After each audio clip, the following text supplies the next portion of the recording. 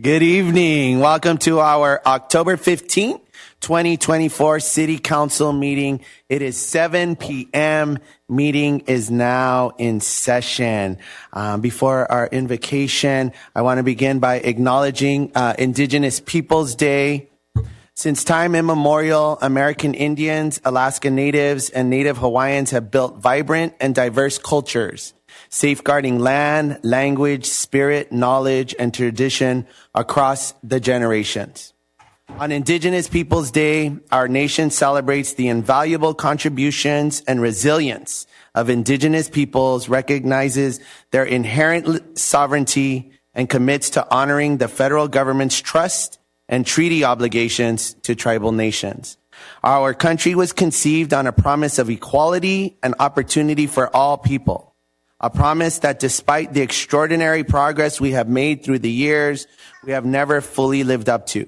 That is especially true when it comes to upholding the rights and dignity of the Indigenous people who were here long before colonization of the Americas began. For generations, federal policies systematically sought to assimilate and displace Native people and eradicate Native cultures. We recognize Indigenous people's resilience and strength, as well as the immeasurable positive impact that they have made on every aspect of American society. We also recommit to supporting a new, brighter future of promise and equity for tribal nations, a future grounded in tribal sovereignty and respect for the human rights of Indigenous people in the Americas and around the world. Thank you. Tonight's invocation will be led by Pastor Mason Okubo from Emmanuel First Lutheran Church, and Councilwoman Lopez Viado will lead us in the Pledge of Allegiance. All rise.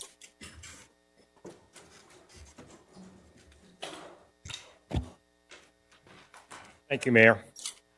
Let us pray. Lord, we thank you for all civil servants serving West Covina. Bless their hard work and sacrifice. Give discerning hearts to our city council as they govern our city. Give them wisdom so they may solve problems, distinguish between right and wrong, and bring order, stability, and prosperity to our community. Give each of us a spirit of unity that we may work together for the good of our city and to glorify you. Give us humility and love. Remove all barriers, walls, strongholds, and divisions that keep us separated from you and from one another. In Jesus' name we ask. Amen.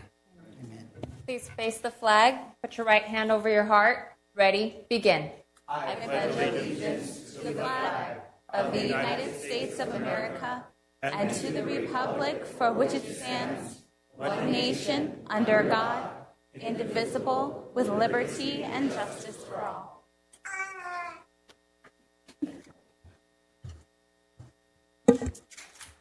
Assistant City Clerk, roll call, please. Good evening, Mayor. Councilman Contos. Here. Councilwoman Diaz. Here. Councilwoman Lopez Viado. Present. Mayor Calderon Tabatabai. Present. Mayor Pro Tem Wu is absent tonight. City Attorney, is there anything to be reported out of closed session? Nothing to report, Mr. Mayor. Thank you. All right, we will now move on to presentations.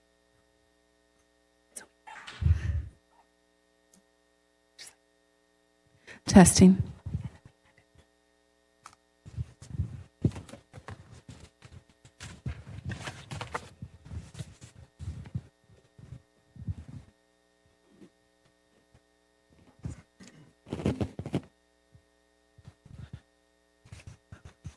All right, fantastic. If I can please bring up once again Pastor Mason Okubo from Emmanuel First Lutheran Church. And we are honoring from the city of West Covina. We want to award the certificate of recognition to Emmanuel First Lutheran Church for 70 years contributing to the community. Let's give it up. 70 years. Fantastic. Do we have...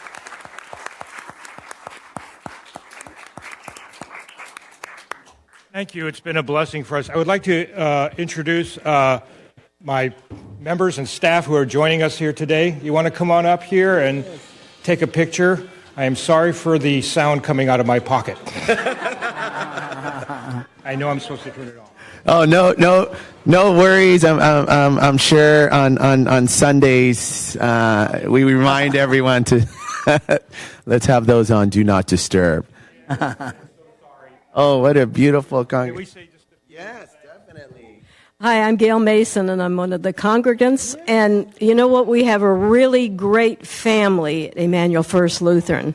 If you're looking for another home where you just kind of like to check us out, you know what? You're going to come one time, and if you come again, they're going to remember your name because your name is important. And so please consider us. We're right around the corner on West Covina Parkway in Service. Okay, and we'd love to see you. We have a meeting at 9 o'clock on Sunday. Thank you very much.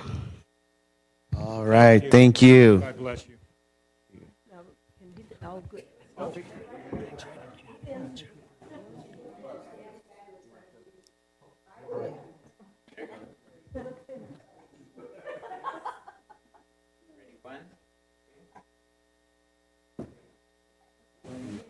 Thank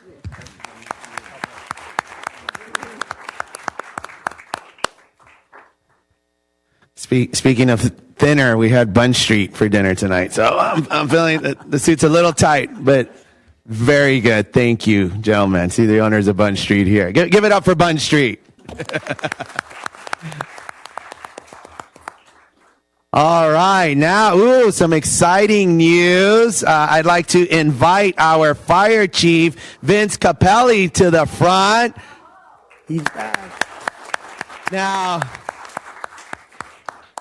I know we're feeling a little down today. Our lovely Dodgers did not come through yesterday, but it was still. Did you go to the game last night?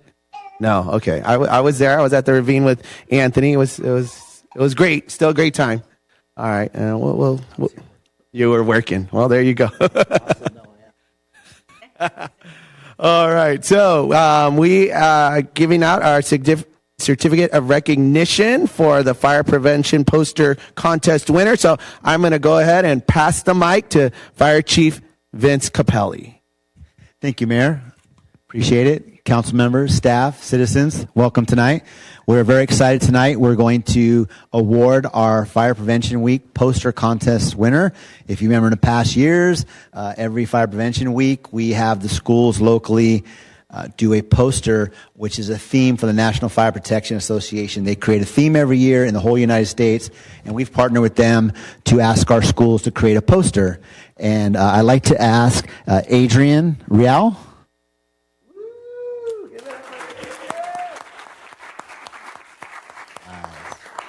Look at that smile. He's happy. Hello? I think it's working.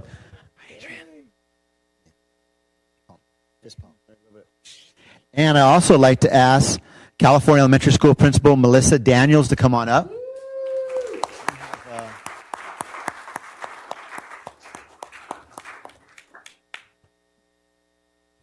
Adrian, can you hold your poster you did here?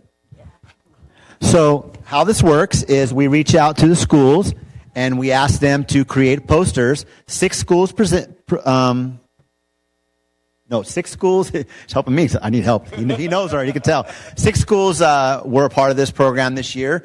That's the most we've had ever before. And it's the 3rd, 4th, and 5th graders. We asked them to do a poster. And the theme this year was smoke alarms. Make them work for you. Smoke alarms serve as the first line of defense in your home. You've heard us talk about that in the fire department. Here always, working smoke detectors will save lives. So here's the poster that Adrian created. And what we did is the schools vote on all the contestants that turn them in, and then they send us some from each school, and we present them at the Fire Prevention Week, which we had a couple weeks ago.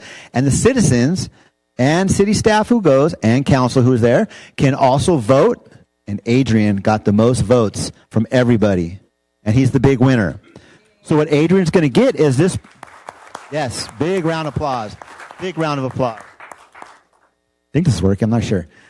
So there's a couple things that happen. Adrian's going to win a little gift over there. The principal's going to get a gift. But the big award is this poster will be laminated with a magnet on the back, and it's going to be on fire engine 121 and rescue 121, and it's going to stay on there while they're going on calls and serving the community in recognition of Adrian for a whole month. That's awesome. And this plaque right here, maybe Mayor Calderon can put it up for us and show. I'm a little short on wings right now. This will be presented to the school next week, I believe. I'm not sure exactly what day. I think it's next week. And they will be able to put it up in their school for a whole year. And then next year, the principal can go to the other principals and say, we're going to win again this year again. That's how it works. And we're really proud of this program. We're really proud of Adrian. And it's great. Thank you very much for participating. You did a great poster. Do you want to say anything to everybody? Adrian, can you do us a favor and can you describe the poster and what you drew on there and what you wrote on there for us? Yeah, so basically, I put a fire truck and the dog from the poster. I put it firing or shooting the house with fire because the house is on fire. And right here, I put a little thing that you can read, and it says, "Don't play with fire, kids." And I put a bunch of stuff right here that you can read. Yeah. Would you like me to read it, or would you like to read it to us? Okay. You're like my son. All right. So it says, don't play with matches or lighters. Have a home fire drill. Practice stop, drop, and roll. Call 911 if your home is on fire. Evacuate. Check your smoke alarms. Draw a fire escape plan. Fantastic. Thank you. You want to say anything else? No. Do you want to say anything? Want to say anything to your family at home? Hi. How about your friends? All your friends are watching, I'm sure. What's up? All right. Fantastic. All right. Photo time? Oh, no. Wait, actually, Principal Daniels needs to say some words. Go for it, Principal Daniels. Well, I'm just so proud of Adrian and his creativity, and I really appreciate the fire department and the city recognizing him. Thank you very much. Appreciate it. All right. Thank you, Adrian. Photo times?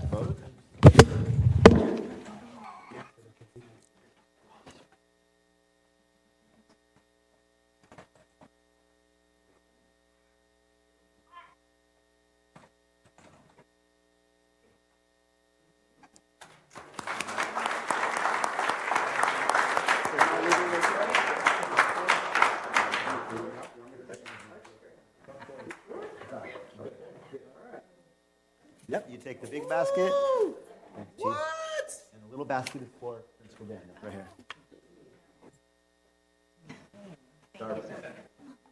Thank you very much.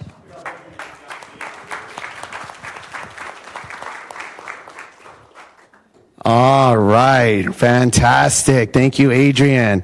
Our next certificate of recognition, if I can invite Dean Lomelin and his mom, Lorena, to the front. Yes.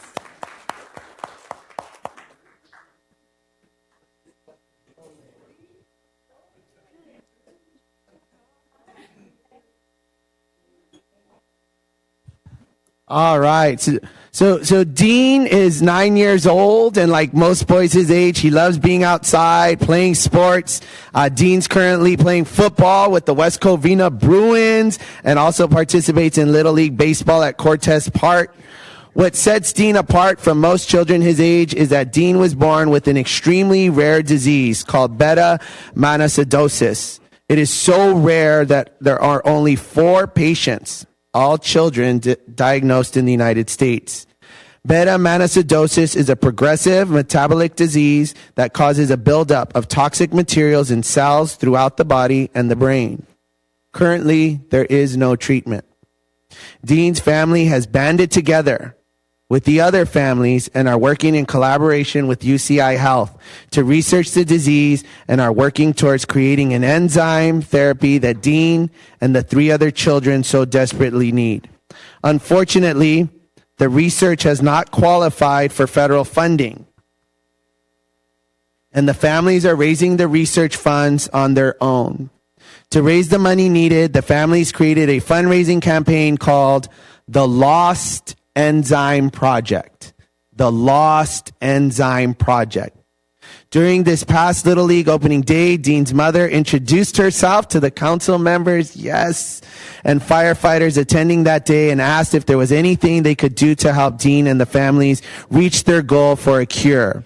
A few weeks later, the West Covina Fire Association reached out to Dean's family and told them that the Fire Association unanimously voted to support Dean, and the proceeds from this year's charity golf tournament would be donated to the Lost Enzyme Project. This July 2nd golf tournament was a great success. The West Covina 3226 Fire Association was able to deliver a generous $4,000 check to Dean and his family. If you'd like to reach out to Dean's family, please email them at future4dean, that's future for the number 4, DEAN at gmail.com. I remember that day at the Little League, and the story you shared, but also just seeing Dean play baseball, and seeing Dean play football, and seeing Dean enjoy being a child, just speaks a lot to you, Mom and Dad, and I just want to make sure that you have the opportunity to share with the community what we can do to make sure that Dean gets to have that life that he's been having. Because I'm watching him, and he's enjoying it. He's doing it. And you look sharp in that Bruin uniform. I ain't gonna lie. Had the nice helmet going on, and I love football. How'd you guys do, by the way, Dean? How'd the football team do so far? It always gets so hard. And I always sweat in my helmet all day. Yeah, no, we keep getting bruises. Oh, look at that. Show it off. There it is. Now that means he's a gamer. But they are undefeated. Oh, let's talk about it, Mom. Last year their team did make it all the way to the Arizona for the championship. So we are going to ask for a favor. If we make it out there again to Florida, we're going to be in the parade this year. Oh, yeah, definitely. For the kids have asked. All right. Would you like to share? Yeah, so again, sorry, I get emotional every time I talk about this, but he's an amazing kid. And, when you find out, like, whenever anyone's kid, they may have something that they're battling, as parents, you kind of freeze for a second. But then you take a breath and you say, okay, we've got to do something. I've got to do something for my child. And finding out that he is only one of 4 children. There's only 4 children in the United States that are diagnosed with this. We don't know of any adults yet. It's lonely. It's kind of lonely. You don't know where to go. You don't really have much information. But like I said, we, as Dean and my husband, his dad, we kind of said we got to reach out to the community. We got to reach. First we reach out to family, we reach out to friends, and then you got to reach out to community. And that's exactly what we did. And we love West Covina. My husband was born and raised here. We both graduated West Covina High School in 1997. Bulldogs. Yes. And so we've been a part, like Dean has been part of sports all through Cortez Park. And that's exactly what we did. Just ran up. I know, probably like this crazy mom running up to you saying, hi. I'm Dean's mom, and trying to spill the story to to you, to the council members, and to the firemen that were there. And we're just so grateful because, getting that call from Justin Gonzalez saying, we've chose Dean and we're going to do everything that we can. It's just amazing. And I'm so grateful for our community, and thank you all. Thank you for just rallying around Dean. It really has made us not feel lonely in this journey, and that we do have support. We've had support, like again, Mayor, we've had your support. And, we've had the support of the fire station. We've had support of Little League, of, football. And that's what we really need at this time. So we're so grateful. And we know, like I said, we appreciate that generous donation of $4,000 to, our ultimate goal is to hit $500,000. And we are working towards the research. And our goal is to get the FDA to approve. Again, there is a treatment. They just don't make it for children. So we are working towards getting a treatment and getting the FDA to approve it for them. So thank you all for your support. And if there's any, if you'd like to reach out, I'm always available. I have some cards, but thank you, West Covina. We really appreciate everything. And I think we're going to have some of our wonderful firefighters come up, and Chief Vincent Capelli. Would you guys like to say anything? Go ahead, Chief. Hey, Dean, how's it going? I'm not playing football. I'm too scared. So the Firefighter Association has a golf tournament every year, and this year the money they raised, they donated to Dean, and like I said, it was $4,000. That's really great.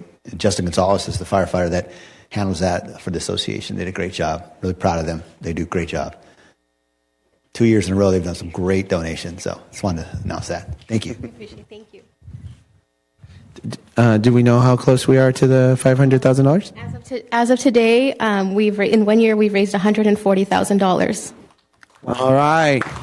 So 1 year, $140,000, but we can do better, right? West Covina. Okay, so if all of us can not only donate but share with our networks, share with those companies that we know, because this family definitely is worth it. They are a huge part of West Covina, and this kid has a bright future. Has two great parents, and so we are honored as a city of West Covina to give this certificate of recognition to Dean Lomelin, honoring the Lost Enzyme Project. All right, here you go, Dean.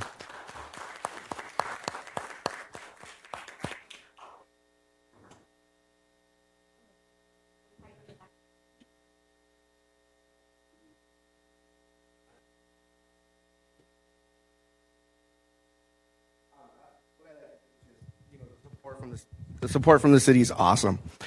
Since we brought this up about a year ago, it's just tremendous how much support.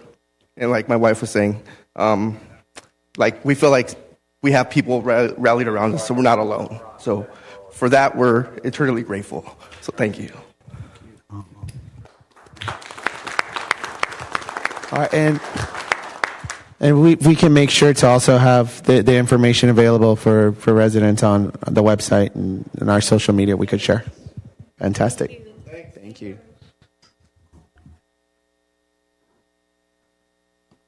All right, now I would like to invite Ariel Sims, President and CEO of Disability Belongs. All right.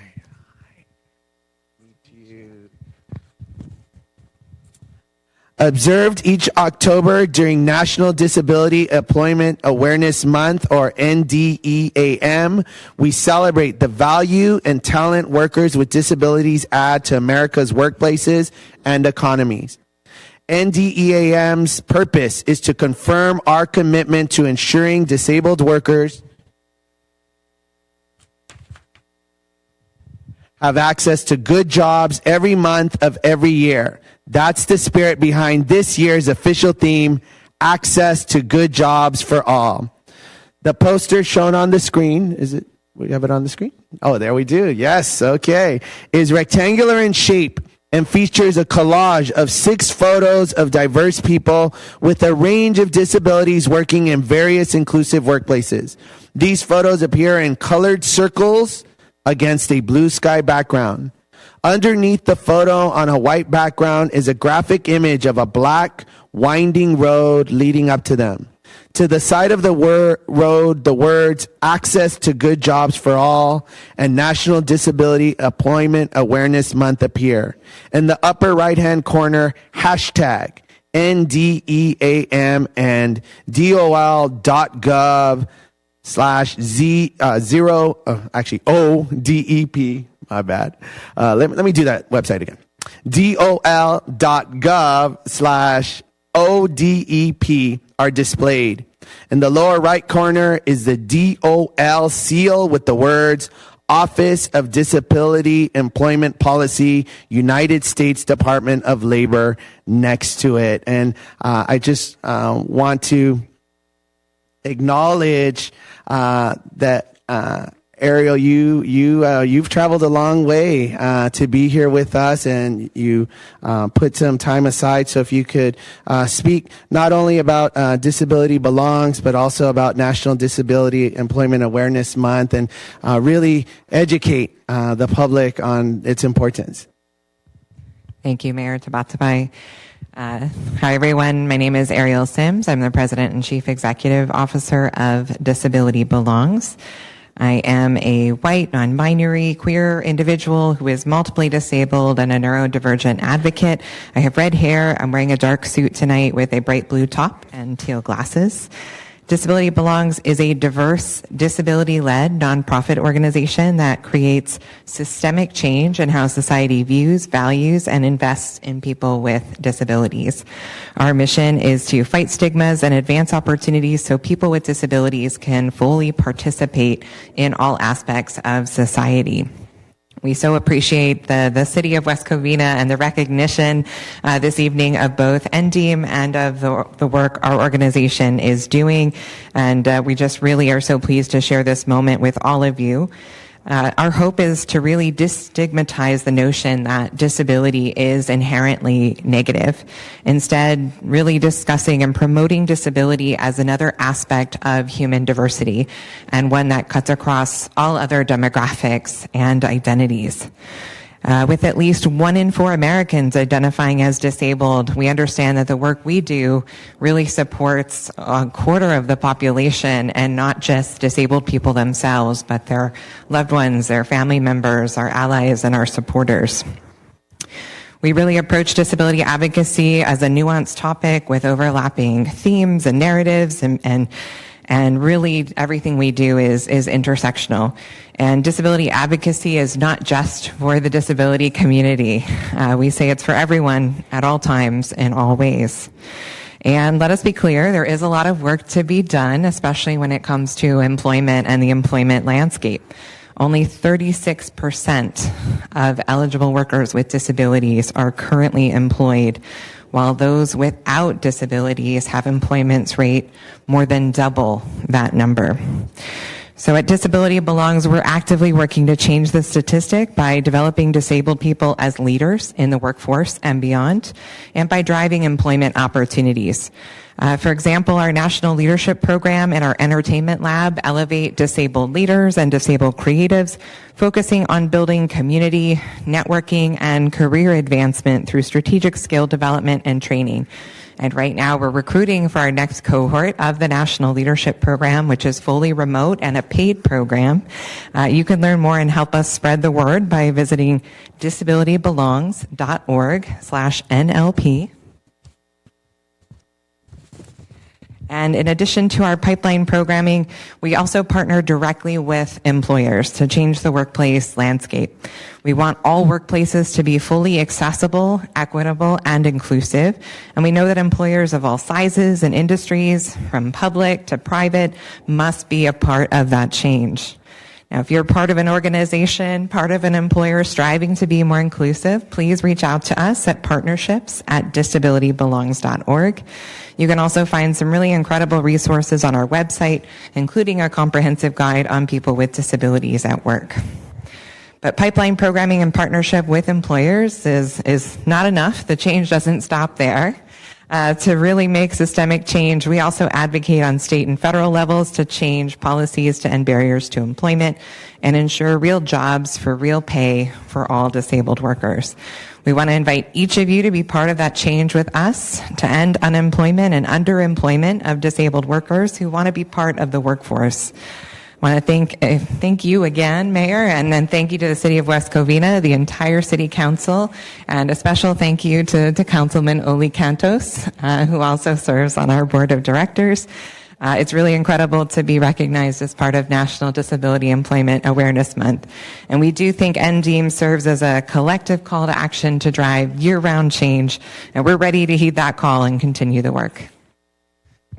Thank you, and I am truly honored to be the mayor during this time to read the proclamation. So here it is, Proclamation, National Disability Employment Month. Whereas People with disabilities can make significant contributions to economic and social well-being, but face barriers to employment, denying them the opportunity to use their skills and perspectives and depriving employers of the talent they need to grow. And whereas, as the state focuses on promoting a thriving employment environment with opportunity for everyone to prosper, it's crucial that it be powered by inclusion, providing people with disabilities the support they need to pursue their career goals, live independently, and achieve financial prosperity.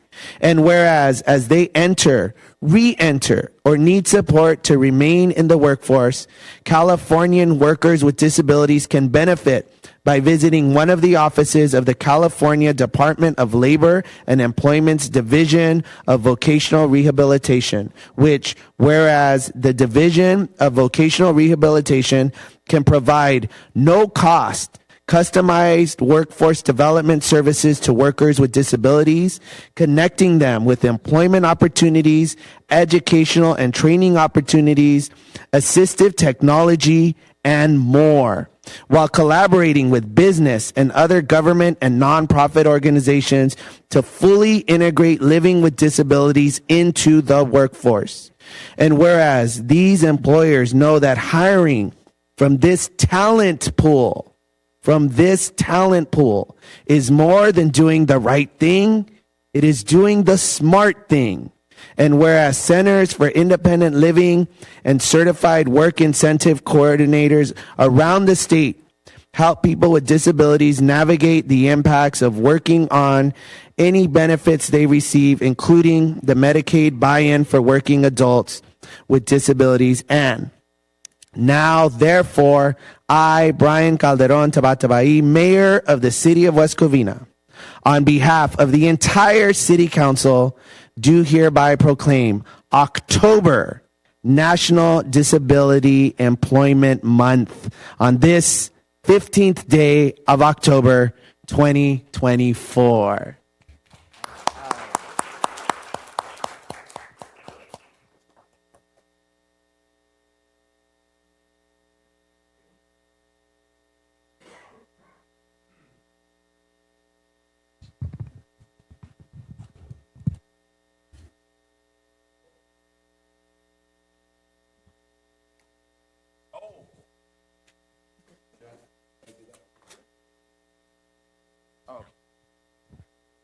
All right. If I can invite Ricky Choi, Director of Government and Community Relations from the San Gabriel Valley Coalition of Government, for a presentation. All right.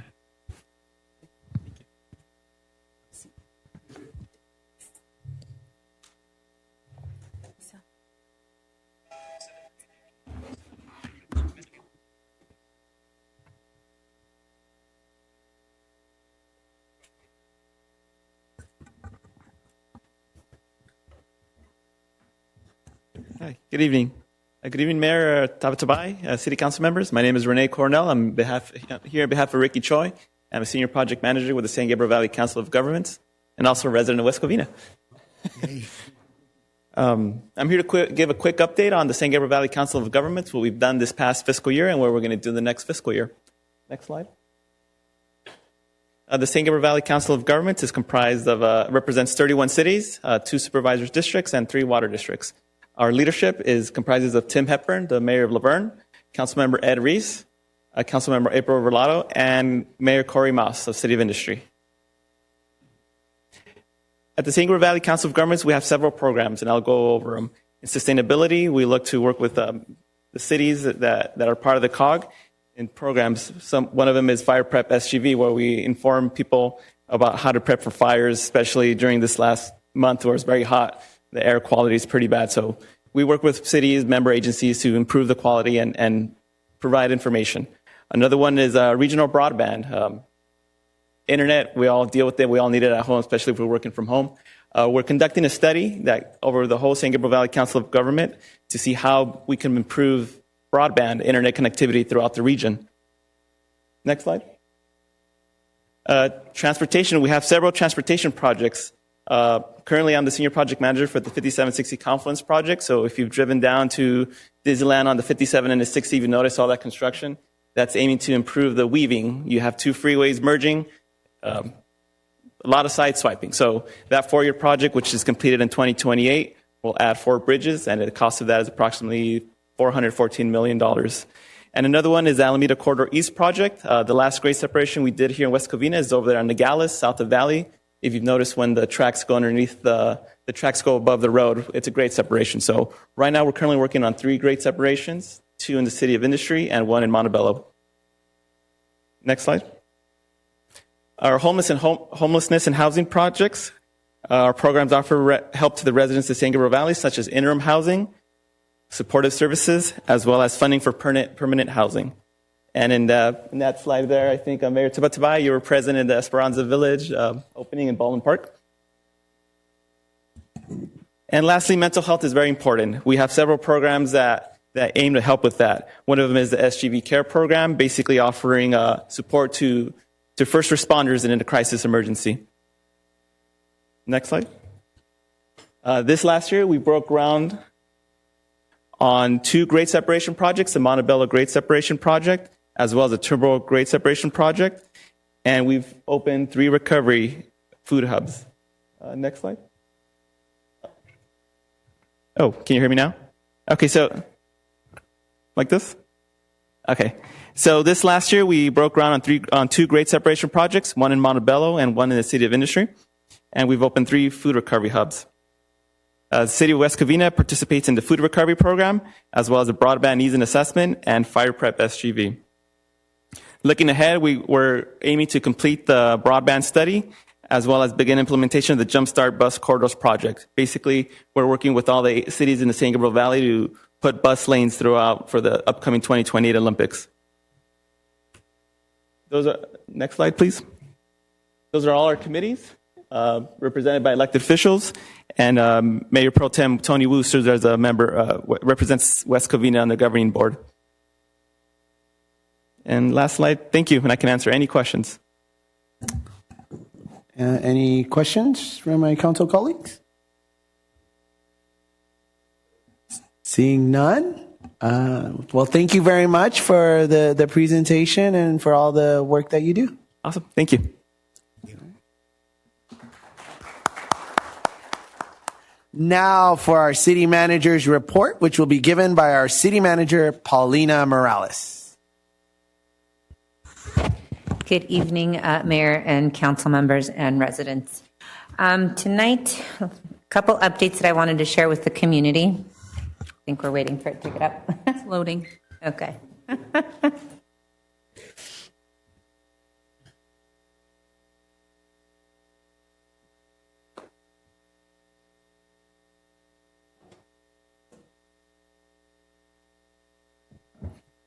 There.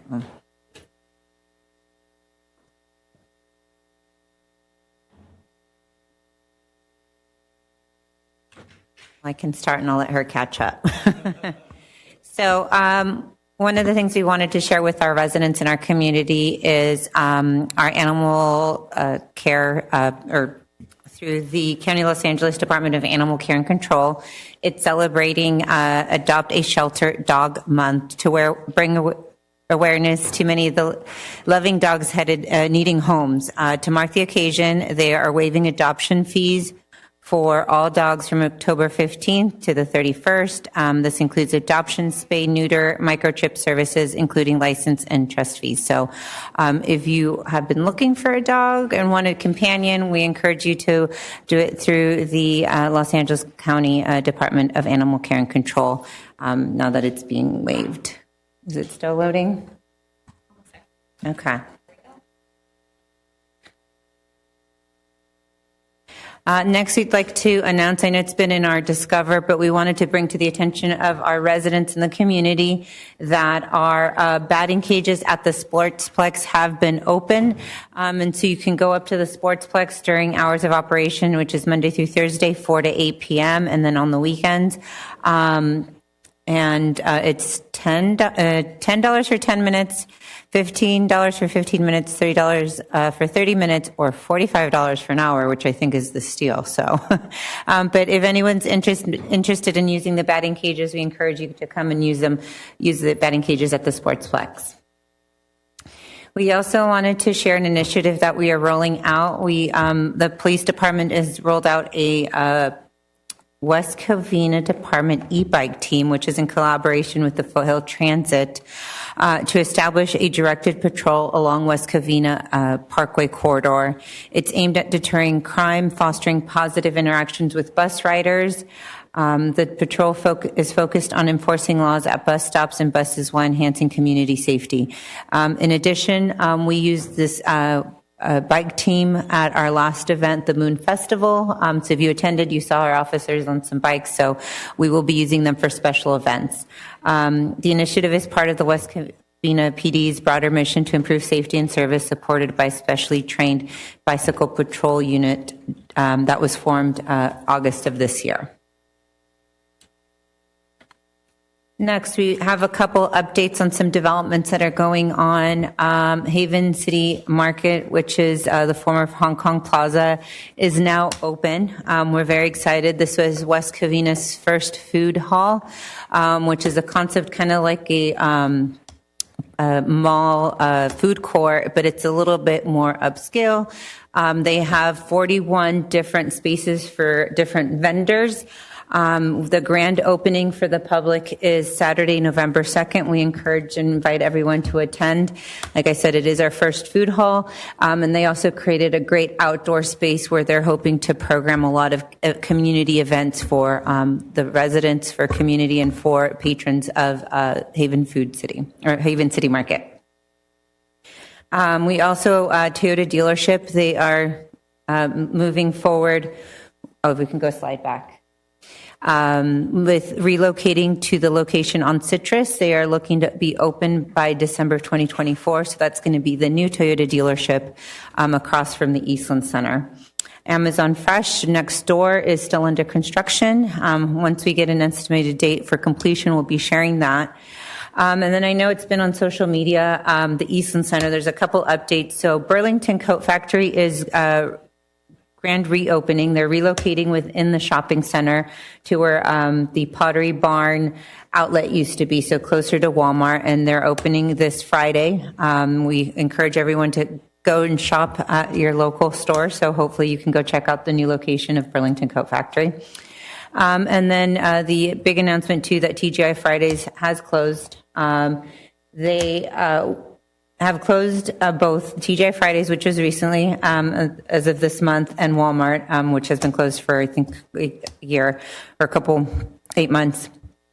We are in discussions with the property owner. They have some prospective tenants, and as those leases get finalized, we will be able to share that with the community, but we are looking to re-tenant those spaces. As I'd mentioned last time, we have various voting centers within the city. Some of them are going to be early voting centers, which will start or open for individuals, residents to come vote starting November 2nd. Please note that if you are taking a class or a program at one of these facilities, please check to see if your program or class will be impacted by these centers or facilities being voting centers. The next meeting scheduled for November 5th is Election Day, so that meeting, a city council meeting, has been canceled. In observance of Veterans Day, November 11th, City Hall will be closed to the public. We will reopen November 12th. While City Hall will be closed, we will be celebrating our Veterans Day ceremony, so we invite everyone to come and share with us that ceremony. A couple upcoming events for October. We have the Harvest Festival Saturday, October 19th at Hearst Ranch. We are bringing back the Rotary's Red Ribbon Rally. That's Saturday, October 26th from 8:30 to 11:30 at West Covina High School.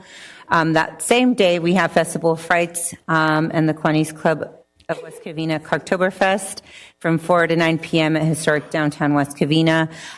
We also doing a Halloween costume contest. If you want to participate, please come prepared in your scariest costume, funniest costume. And then our chamber is having their Boo and Brew happy hour Wednesday, October 30th from 4 to 6 at the Cove Cocktail Bar. It is a ticketed event, so please register ahead of time. Since we are not having a meeting on November 5th, there's a couple events that I wanted to share with the community happening in November. District 4 community meeting hosted by Councilman Contos will be held Saturday, November 9th at Gingrich Park from 10 a.m. to noon. Veterans Day ceremony will be held here Monday, November 11th from 11 to 1 at the Civic Center. We are having Cameron Community Center open house. This is when we open up our facilities to help share what programming, classes, and services are provided at each facility. That'll be November 16th from 5 to 8 at Cameron Community Center. And then we will be celebrating small business Saturday, November 30th, and we will be doing a digital showcase of participating businesses all month long. So we encourage businesses that want to participate to reach out to the city. Information's on our website. And that concludes my presentation. All right. Thank you so much. We will now move to oral communications. If anyone would like to address the council, please fill out an orange speaker card and submit it to the assistant city clerk. When you hear your name being called, please start lining up in the center row. The timer will start when you reach the podium. Requests to speak on agenda items will be heard prior to requests to speak on non-agenda items. Assistant city clerk, how many speakers do we have tonight? We have 12 speakers, Mayor. Okay. Can you call the first? John Shoemaker, followed by Albert Ochoa, followed by R. Robinson.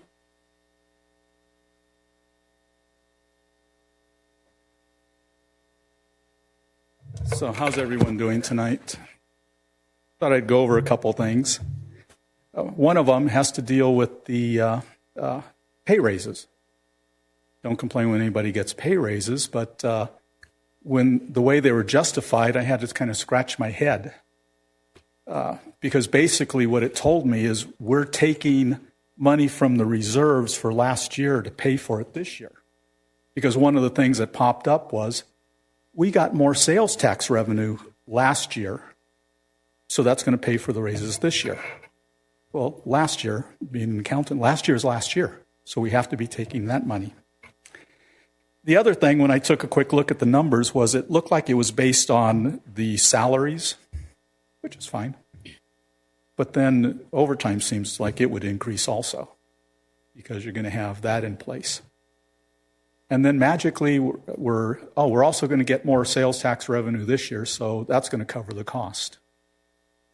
I'm just wondering where other money is being held to cover the other people who are entitled to pay increases. You know, where that's coming from, where that is magically going to appear. So what it tells me is that the budget that was presented for this year was inaccurate because it didn't take into account what was there for last year. So what else is being hid? I really think what's going to end up coming out of it is we're going to see a few months down the road that there's going to be some money moved from certain accounts that probably in CIP or things like that that are going to be moved over to the general fund to help cover it. Or what people who have worked for the city in the past have told me is they're going to manage the hiring to cover the overtime. That's why we have 102 authorized, but we don't have 102 being paid for, being on staff. So it makes a big difference, looking at those numbers. The other thing that was interesting, when you look at these things is, why was that on the consent calendar? Seemed like it'd be something you want to discuss a little bit, to come up and tell the public what's going on and why it's going on. I think just about everything was on the consent calendar. And I went through and looked at the hours, the hour that you have beforehand in most cases for closed session and the meetings. You guys are making about $400 an hour right now based on the new pay increases. $400 an hour. think our city attorney doesn't get paid $400 an hour. You know, and even if you go through and say, okay, it takes, you know, the same amount of time to prepare because you go through the packet and you're trying to get up to speed. Well, I know at least one person, namely Mayor Pro Tem Wu, doesn't waste his time looking at the packet because of the questions that he asks all the time. That could easily be pointed to, Mr. Wu, if you read page 32 of this report, you'd have that answer because that's where it is. So those are the types of things that are going on.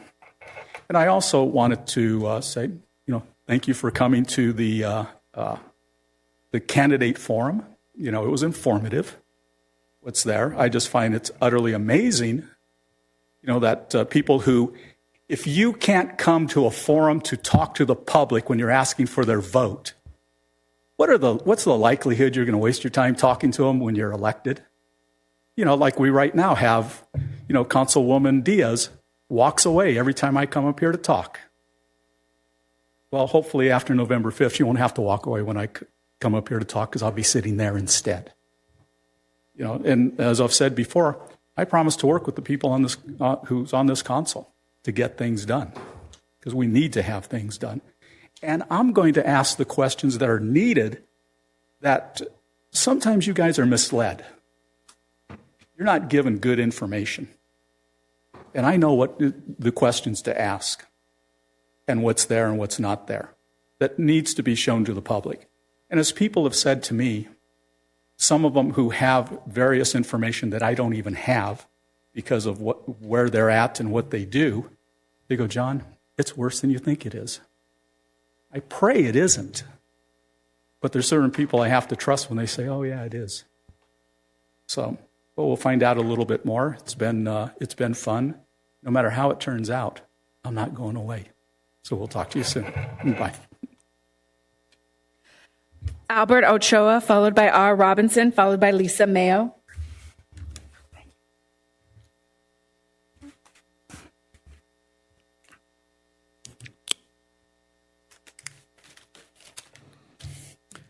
City Mayor, City Council, City Manager, and staff, Albert Ochoa.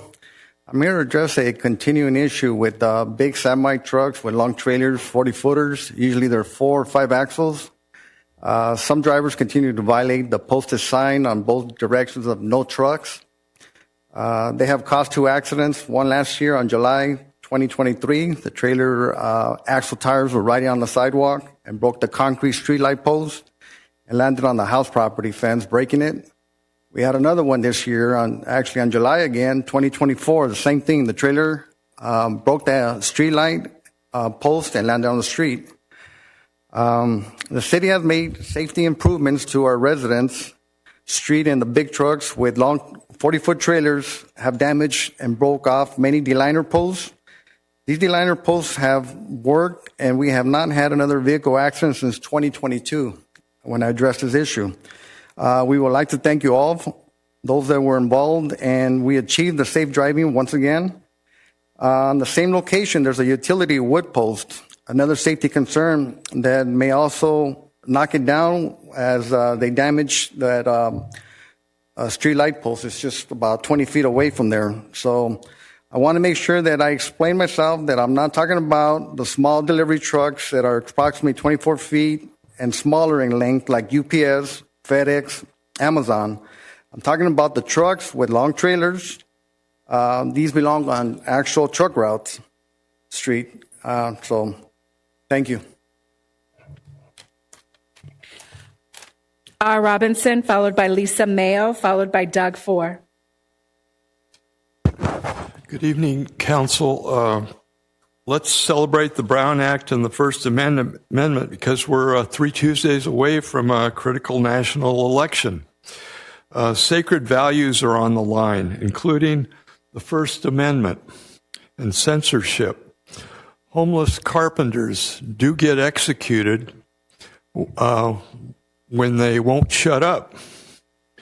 So the First Amendment and personal bodily autonomy are being extinguished. If Big Brother wants to censor, jab, or enslave you, that's it. no recourse. The country's lost.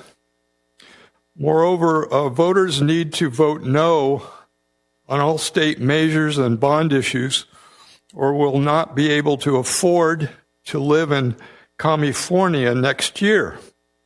These issues are momentous. Our federal D.C. regime's legacy is chaos.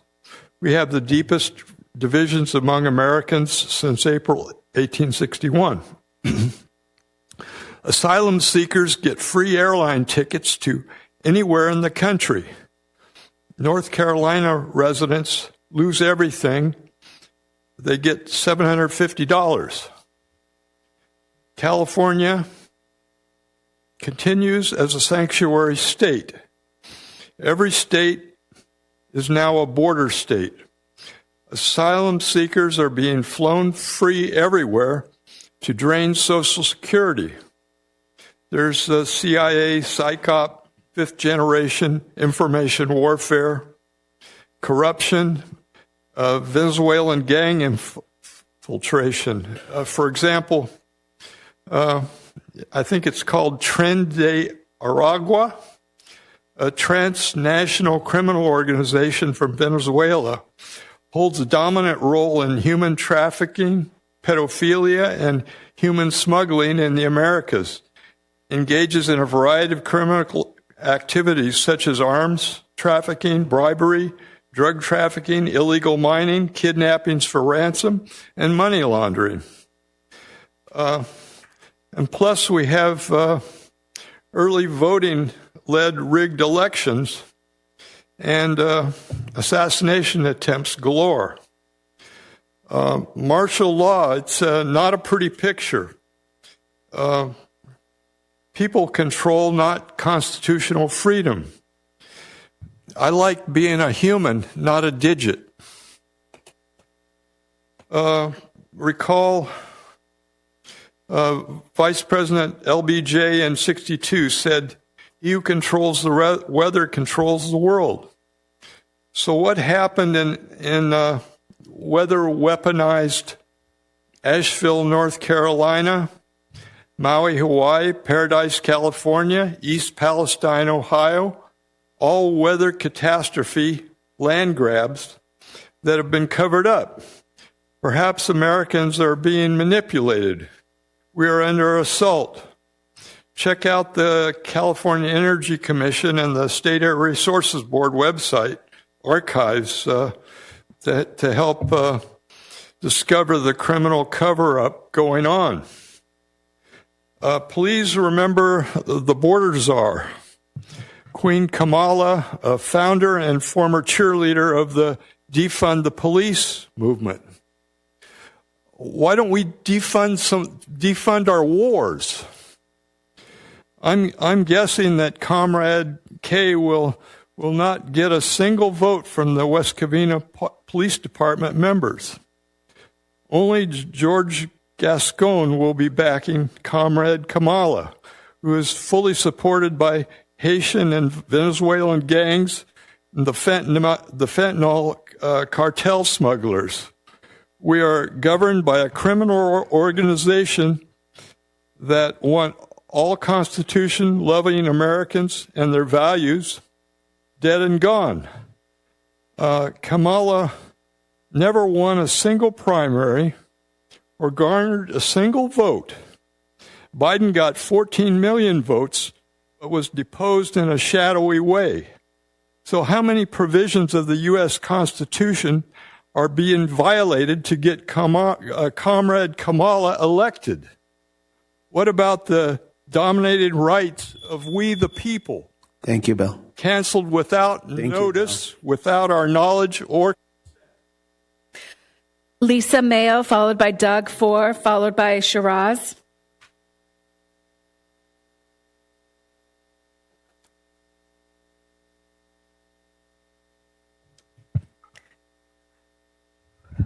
Hello, Mayor, council people, city staff.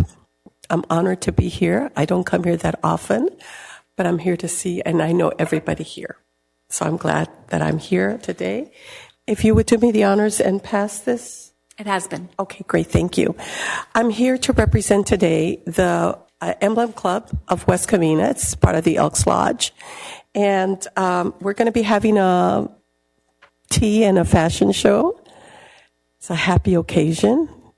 And I'd like to invite each and every one of you to be there if you can. We do accept men there, believe it or not. We're going to have but it's not a man fashion show. It's just a woman's fashion. Just thought I'd give you the heads up. And it's going to be on November the 17th. And we are so lucky that we have our own city manager, Pauline Morales, is going to be one of our models. Yay. Thank you so very much. I'm so happy. So anyway, we'd love to have your support and to be there. So I hope you can make it. And bring your munchkins, your little girl. Yeah. So anyway, I just thought I'd let you know that. So that's what I'm here for. I am the chaplain for the Emblem Club as well. So if you ever need someone to come and pray, I'd be more than happy to come and bless our community. Thank you so very much. Thank you. Doug Four, followed by Shiraz, followed by Roland Flores. Hello, my name is Douglas Four. I live in this awesome city in District 5 and also have businesses in District 3, which is why I feel like it's so important to participate in these meetings and be a member of this community. Tonight, I want to address a concern that I have and that I've been carrying regarding transparency and the policies to ensure that this community stays informed and well engaged. I spoke at the September 3rd meeting and outlined the 5 Mother May I's with the times that they took place and how the votes went down. One of them was a 4-1 vote. The other 4 were a 5-0 vote. The city attorney then stated during the manager's response that they don't take action on it, was his exact words. The city attorney, that is 100% false. If there was no action to take place, then why is it that a second needs to happen? And then why does this assistant city clerk ask for a vote? Mr. Contos, you also stated in your comments to me that the Mother May I items are not voted on at that time. Again, why is a second asked for and why is a vote taken? It is clearly voted on, and if a second is not granted, then there is no vote that happens. True or false? All right. At the September 3rd meeting and the September 17th meeting, you guys finally stopped voting on the Mother May I's. The assistant city clerk clearly stated that for the record, she just needed to hear if there was any objections. I'm guessing this came down from the city attorney, but then at the last meeting, October 1st, it happened again. Mr. Contos brought a non-agenda item to the floor towards the end of the meeting. Discussion went back and forth. It was seconded and then called for a vote. The vote was at the 2-hour and 33-minute mark of the meeting. You guys could all check the recordings. And there was 3 yeses, 1 no, and 1 abstain. So please, city attorney, and please, Mr. Contos, don't tell me and this community that votes don't happen on the Mother May I's. They have happened over 90 times in the last 2 years. Just watch the videos. On July 16th, there were 5 votes taken that one at the 1 hour and 48 minute mark, 1 hour and 52 minute mark, 1 hour and 56 minute mark, 1 hour and 57 minute mark, and 1 hour and 58 minute mark. The videos don't lie. Council members, you have every right to ask city to do and look into things. The vote is not needed and a second is not needed. If you want to vote on items, it should go on an agenda so the community can comment about it before the votes take place. Like I said before, these actions are not illegal, but but by sneaking it in at the end of a meeting and adding agenda items towards the end of the meeting, it's a poor practice that makes this community question transparency and breeds mistrust. Just one more thing I need to mention that is very concerning. During the meeting on September 17th, agenda item number 5, the council awarded BPK a contract in a 5-0 vote. But Mr. Wu changed the RFQ by adding the city yard, police and fire training facility, and potentially the community center. These items were added at the 1 hour and 3-minute mark of the meeting. The assistant city clerk read these additions into the vote. City attorney, you know as well as I do, this is 100% illegal and cannot be done. You allowed it to be done. Mr. Robert Ortega, were any of the other 8 companies that put a bid in told that the RFQ was changed?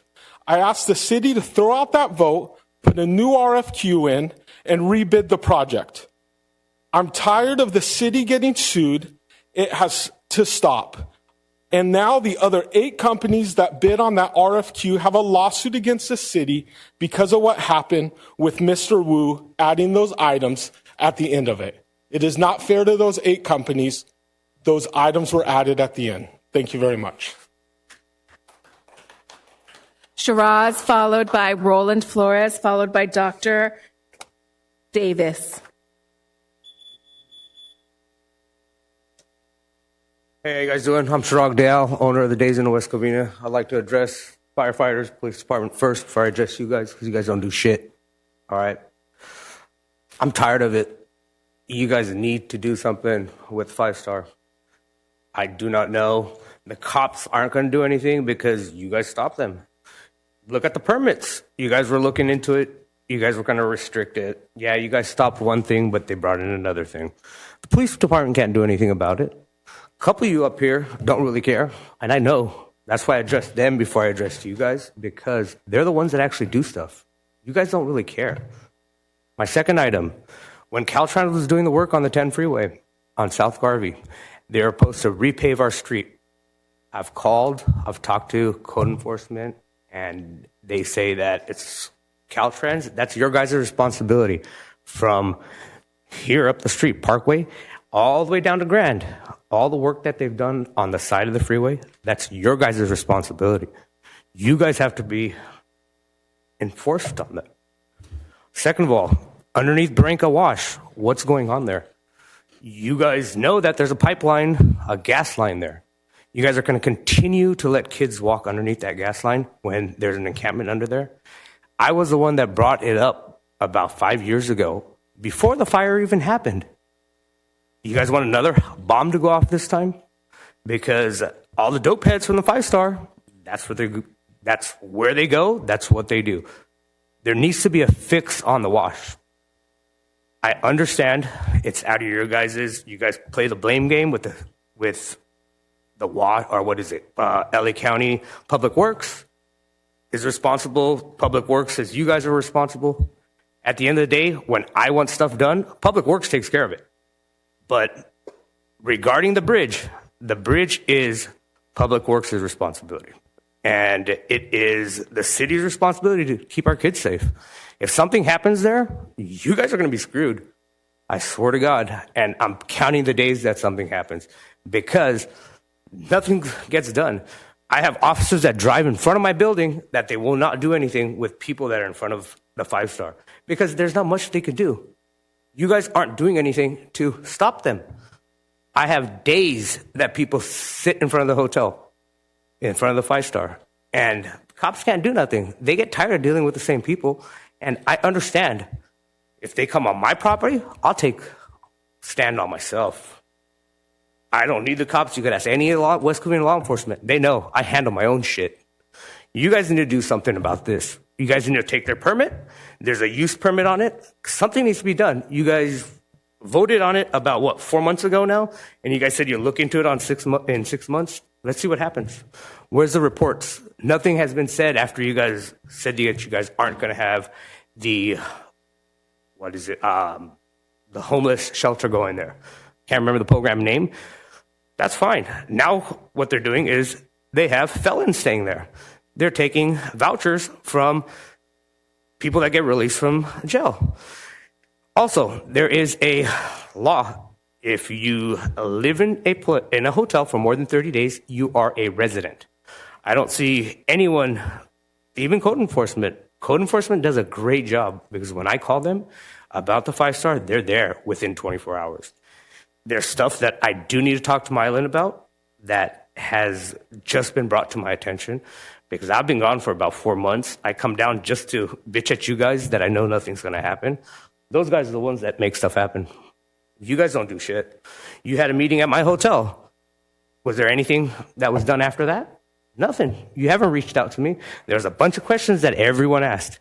Even Sue told me, you're not going to do anything. Is there anything going to be done? City manager, I'll give you guys my card. I'm a resident of West Covina, and I don't get any of the emails. I don't get any of the stuff that comes out for the city. I've gave numerous email address. You guys send flyers. Where's my flyers? I'll give you my business cards right now. That's all I have to say. I want to say thank you guys up there first before I say thank you to you guys.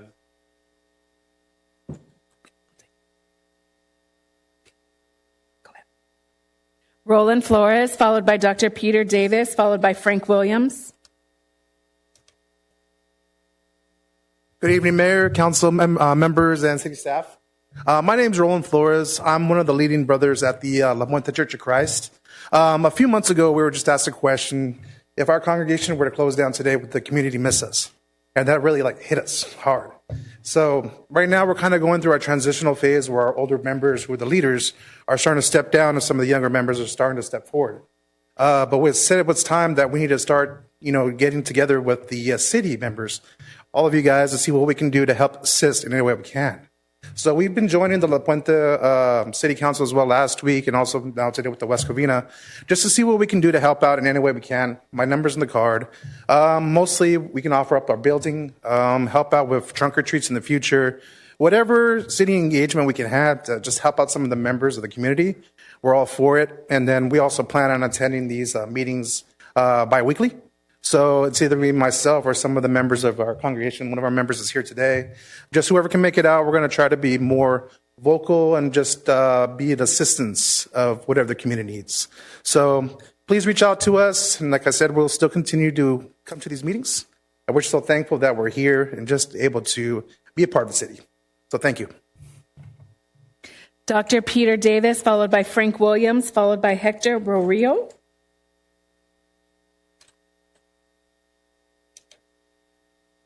Hello, City Council members.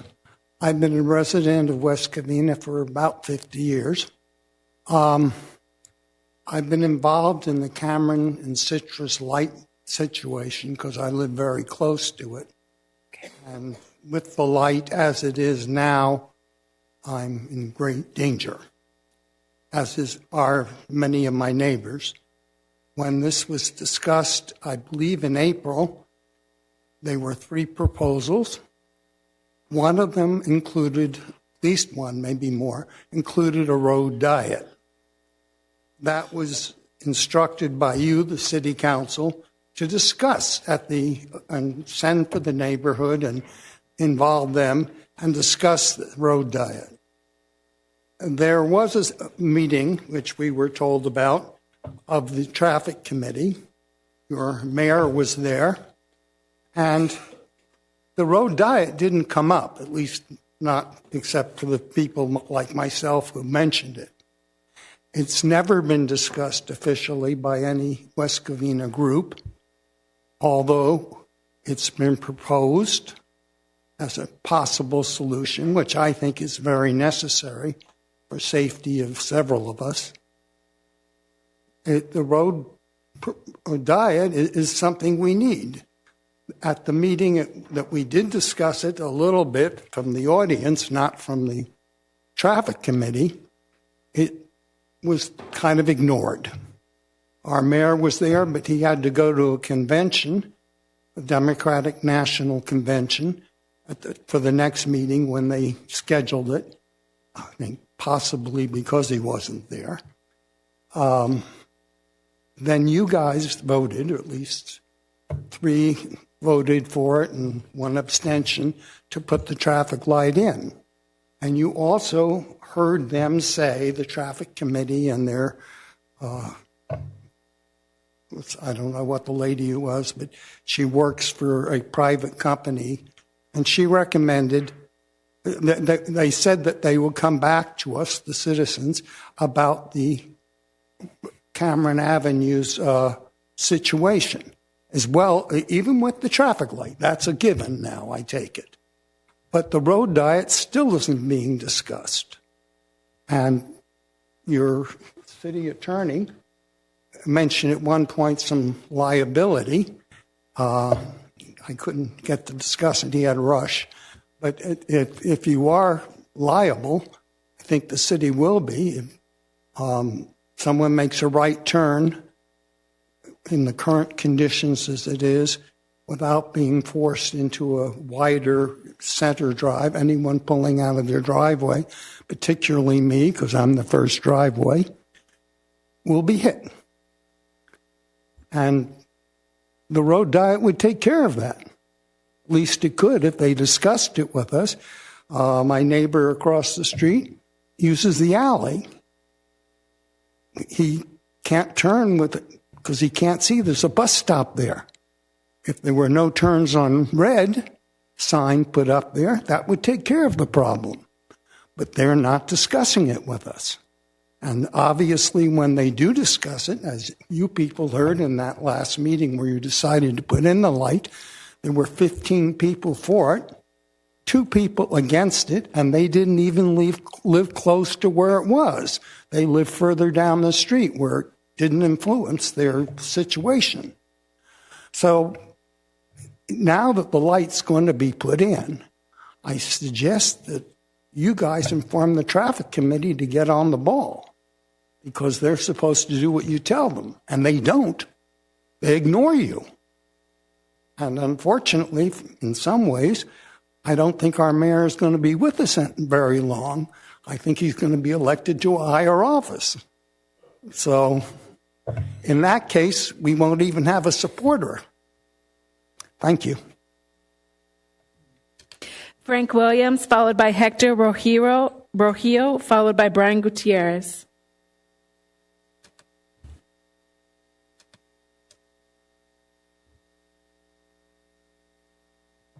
All right, good evening, Mayor, Council.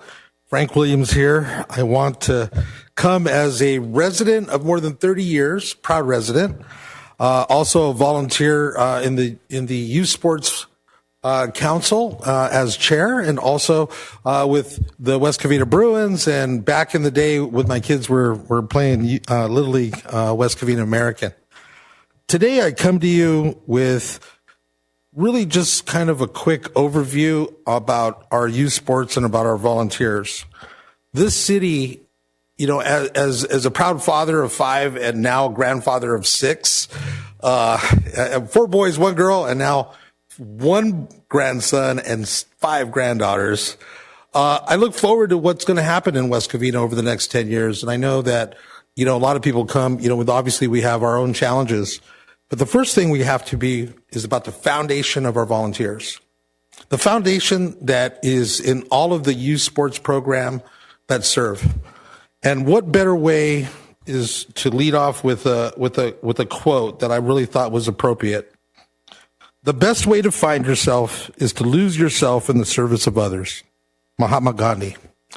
And I think it's so true, because when you sit there and look at the empowerment that's going on in all these youth sports programs, and as a youth sports chair, I get an opportunity to see all of our programs, starting with, of course, the West Covina Bruins, West Covina American Little League, West Covina National Little League, West Covina Pacific Coast Little League, West Covina Girls Softball, West Covina Pony Baseball, West Covina AYSO Soccer, and I know there's another Little League, and I apologize for missing out, but there's so many wonderful programs in all of our parks. But really what it comes down to is really the volunteers. Do you know that if you sat down and took at the financial impact that is being given, that the average volunteer commits to 26 weeks of service for a volunteer in these parks, and most of them are a minimum of 14 hours. Now, I'm not even counting the year-round board members that are managing these programs and make sure that they're doing what they need to do. But if I just took a regular volunteer, and most programs have more than 100 volunteers. So I'm going to make the math simple. 100 volunteers, 26 weeks of commitment at 14 hours. That represents just a little under $875,000 in financial impact that is being given to the children of West Covina. That's just for 100. Now, of course, we have all these wonderful programs, and you can see how many hundreds of volunteers each program has. So the volunteers that are out there, and I know because I actually started as a volunteer way back in 1997, and here I am, all these years later, right? You have some programs like the Bruins, they've been around for, Little League's been around forever, but the Bruins, they're celebrating their 59th year, right? But it's not also that, but it's also the impact that they do for others. Because, we have cancer awareness at the Bruins. The softball has a wonderful fundraiser that they do. There's all kinds of other impact things that they do. But it fosters such an incredible duty of service where the kids in the program are actually coming back and being coaches for their own kids. That's the city I see. This is what I am so proud about West Covina. So when you sit there and look at what is the financial impact? Okay, well then let's add it up, because the minimum wage is $20 now, and you add up with wages and you figure that out, it's easy to put a number on it. But you really can't understand what's priceless. And what's priceless is the blood, sweat, and tears that everybody's putting into these parks. That is unseen unless you really go out and look at it.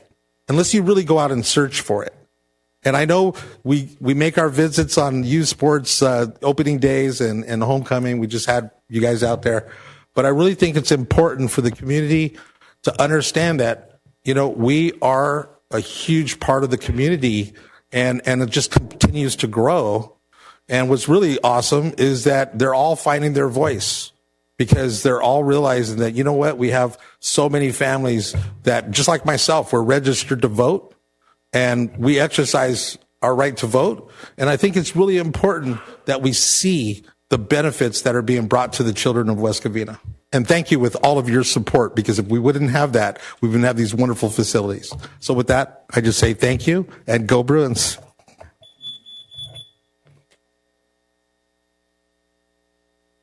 Hector Rojiro, followed by Brian Gutierrez, followed by Ray Vincent Vargas.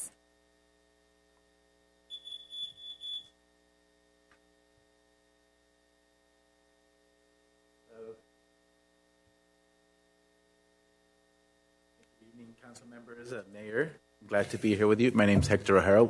I'm representing Project 2911, the food bank. So we've appreciated you guys' support in the past, and you guys are showing up to the food bank and showing up to some of our fundraisers. It's been just a great pleasure, and as you guys know, the need is, has been growing. The economic need for many people, people here from West Covina and other places, is just it has been growing noticeably in the numbers of the people who are coming and getting help from us. Just by the end of August, we've already had over 34,000 individuals who have gotten help from us. And the previous year, the whole year previously, it was 47,000 people who came to us. So this year there's been a increase, of people needing support. But like I said, we're just very thankful for you guys to all your support. I know we did receive a grant from you guys, and we appreciate it very much so. And last year we were able to get a brand new van, which was one of our goals for the food bank. So it's from the support from your city and other cities around and other people. We're just very thankful for that. I just wanted to reach out one more time. We are having an event on October 26th at South Hills Country Club. It's our annual fundraiser. If any of you could make it, I heard somebody is going to be able to make it, Ollie. So we appreciate that. But if anybody else can make it, anybody else here from the community to just come out and support, that would be great. I know there's 2 other events, but our event starts at 11 a.m. and it goes just for 2 hours. So if you could squeeze it in there, that would be great. But I just wanted to reach out again and just to remind you guys and anybody else who's willing to come out and support. All right, that's pretty much it. Thank you guys so much. Appreciate it. Thank you. Brian Gutierrez, followed by Ray Vincent Vargas, followed by Anthony No. Hi, my name is Brian Gutierrez, and I am running for the City Council for the City of West Covina for District 1. And I just wanted to first start off by saying it was great that there was a community forum in our community. Unfortunately, I couldn't be there because I was deployed to a national disaster responding to the most recent hurricanes. So I had to go help people, thousands of people in need with no power and homes that were destroyed. But I'm here today to talk about, I wanted to clarify some stuff that was said at that forum and make sure the voters of West Covina understand who's who and where people's vote stands in the past. And, you know, Mayor Tabay says he wants to support public safety, but he voted to defund the West Covina Police Department. He voted to not replace 10 retiring police officers that were retiring from the force, and he said that they should not be replaced.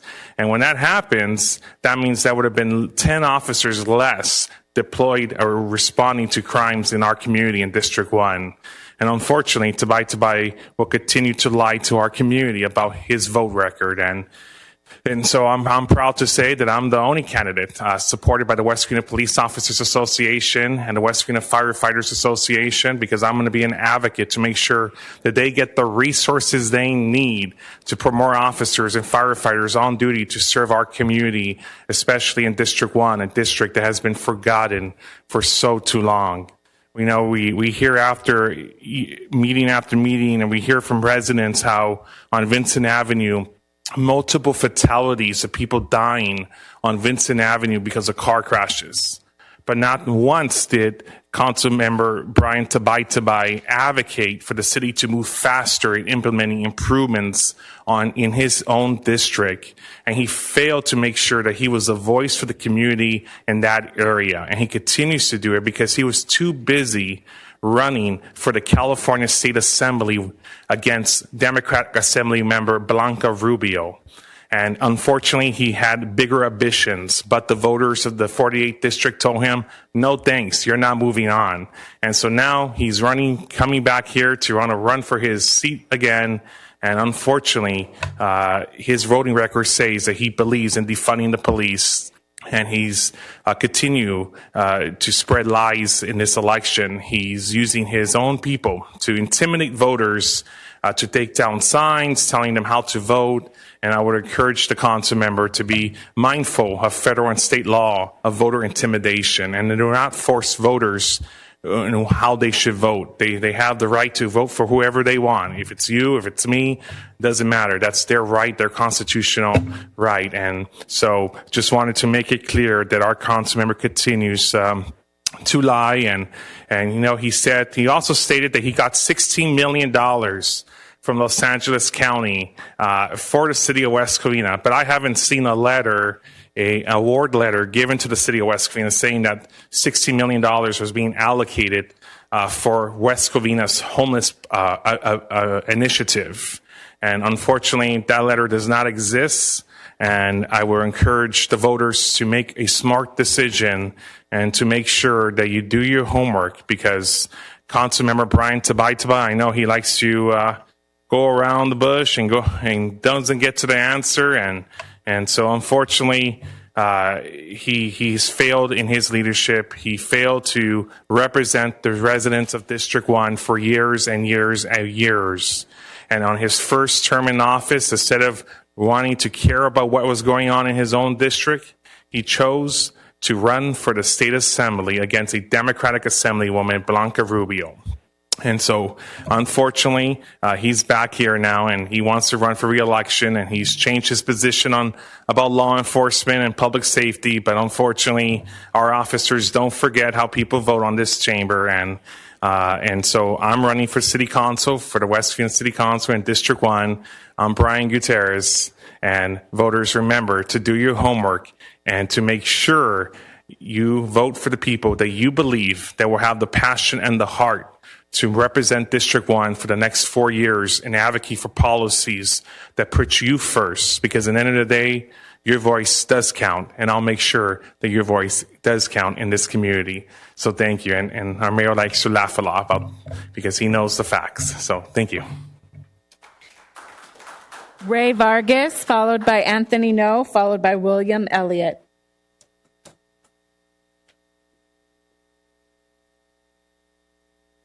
Good evening, the council and the mayor. I live on Rodney, that near the Azusa and Ama, that behind the Warren.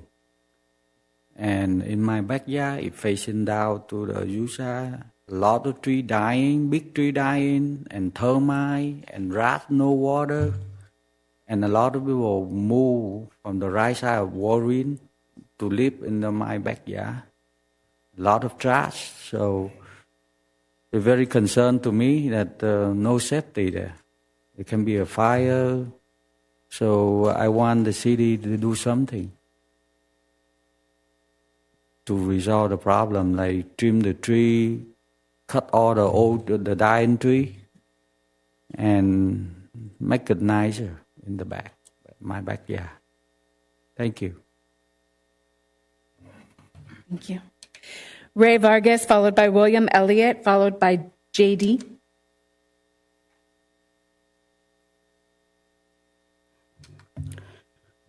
Well, it's been a while since I've been here. Just wanted to check on the Muppet Show, see how everybody's doing. I missed a few meetings. I also see the corruption is still here and nothing has changed. Nothing has changed here. Everybody's comfortable and enjoying the joyride as long as they can. Like the gentleman before the Asian guy said, accidents on Vincent and Puente continue to happen. I've talked to you personally several times. You didn't like that you were defunding the police department. You didn't even sit at the chair. You said, oh, I got to go, because you didn't like it. You were going to sit in my kitchen, in my house. And as soon as I brought up you were defunding the police department, you hauled ass out of there. You didn't like it. You don't like the truth, you know. But you know what? I called your bluff.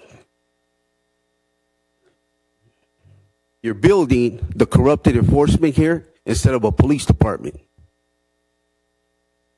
You're bringing kids in here to do a man's job. Why? What are they doing? I told you, that SOB you got up there, Mylan, get rid of him. You know, ain't nothing happening, ain't nothing changing here. You know, you guys are under all Tony's power, Tony's wing. I'm surprised you guys continued this meeting today without him here. I didn't think you guys would be able to go forward without him here.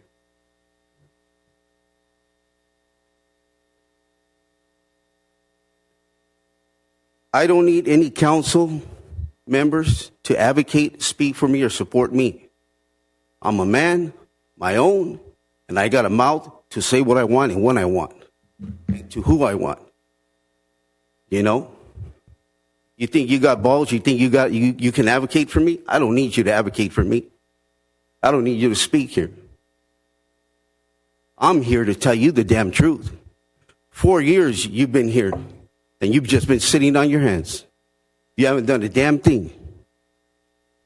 That other Brian, I mean, what he told you right now, I don't know that guy, but I want to go shake his hand right now.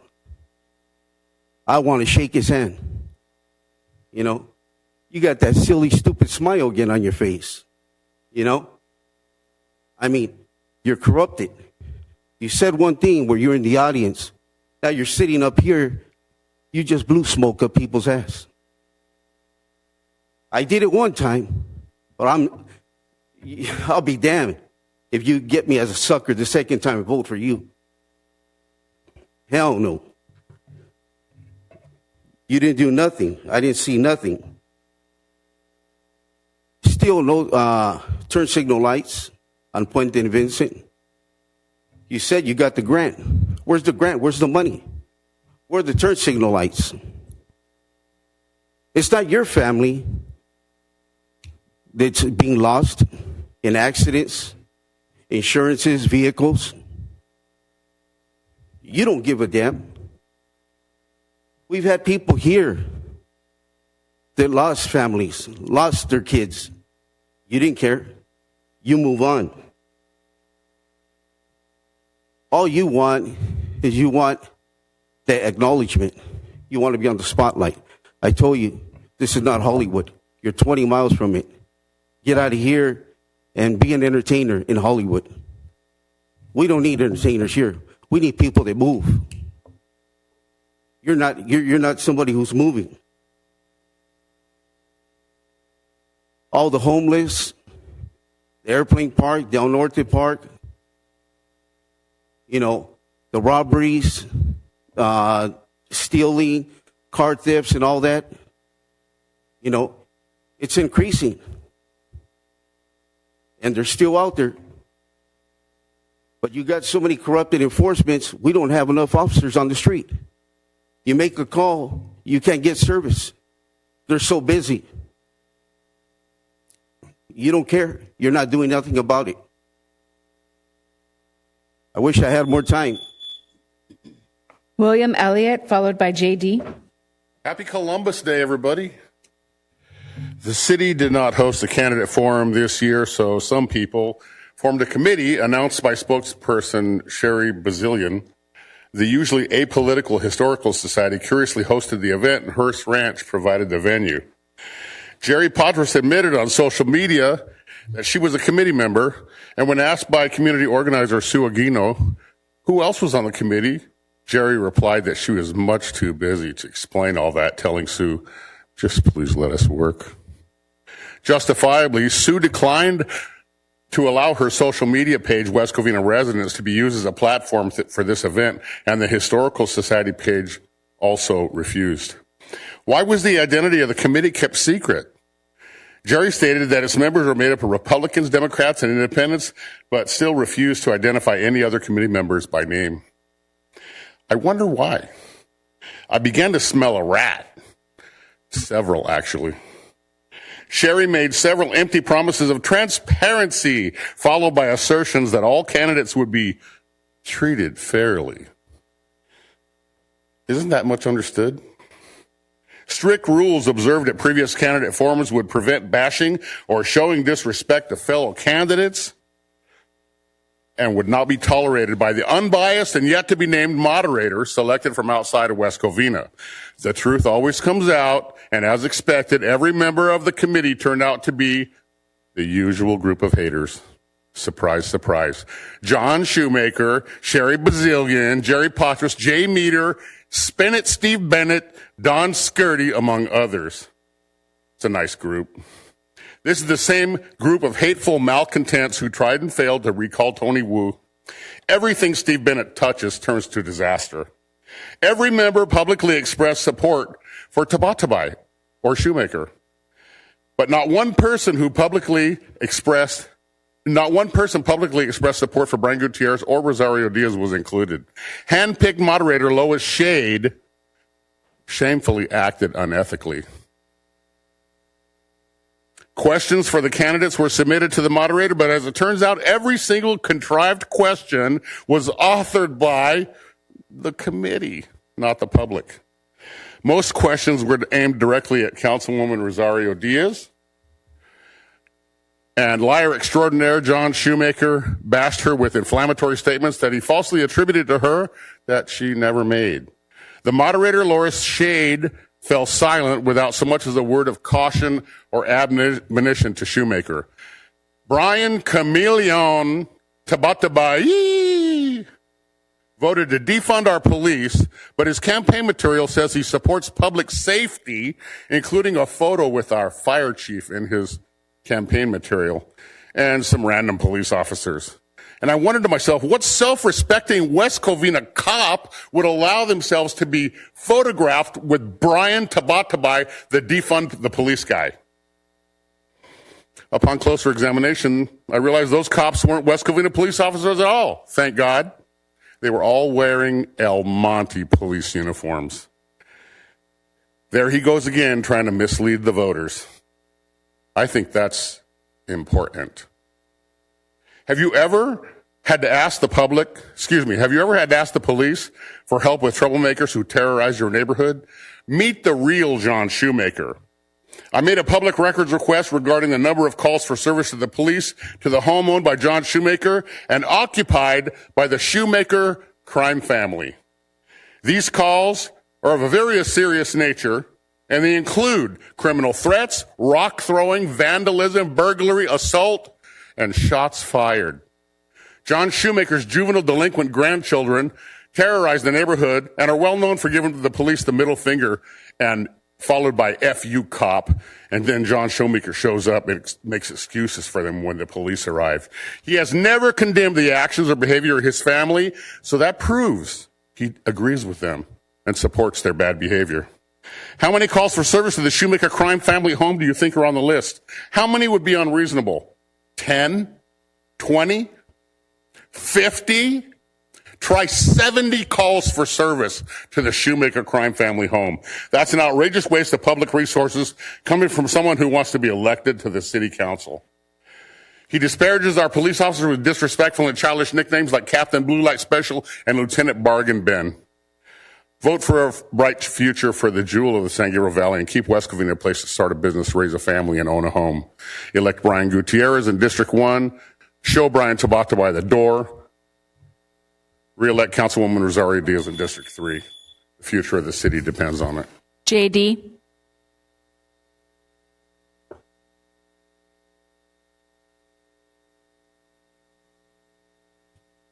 Quiet in here. Makes you nervous.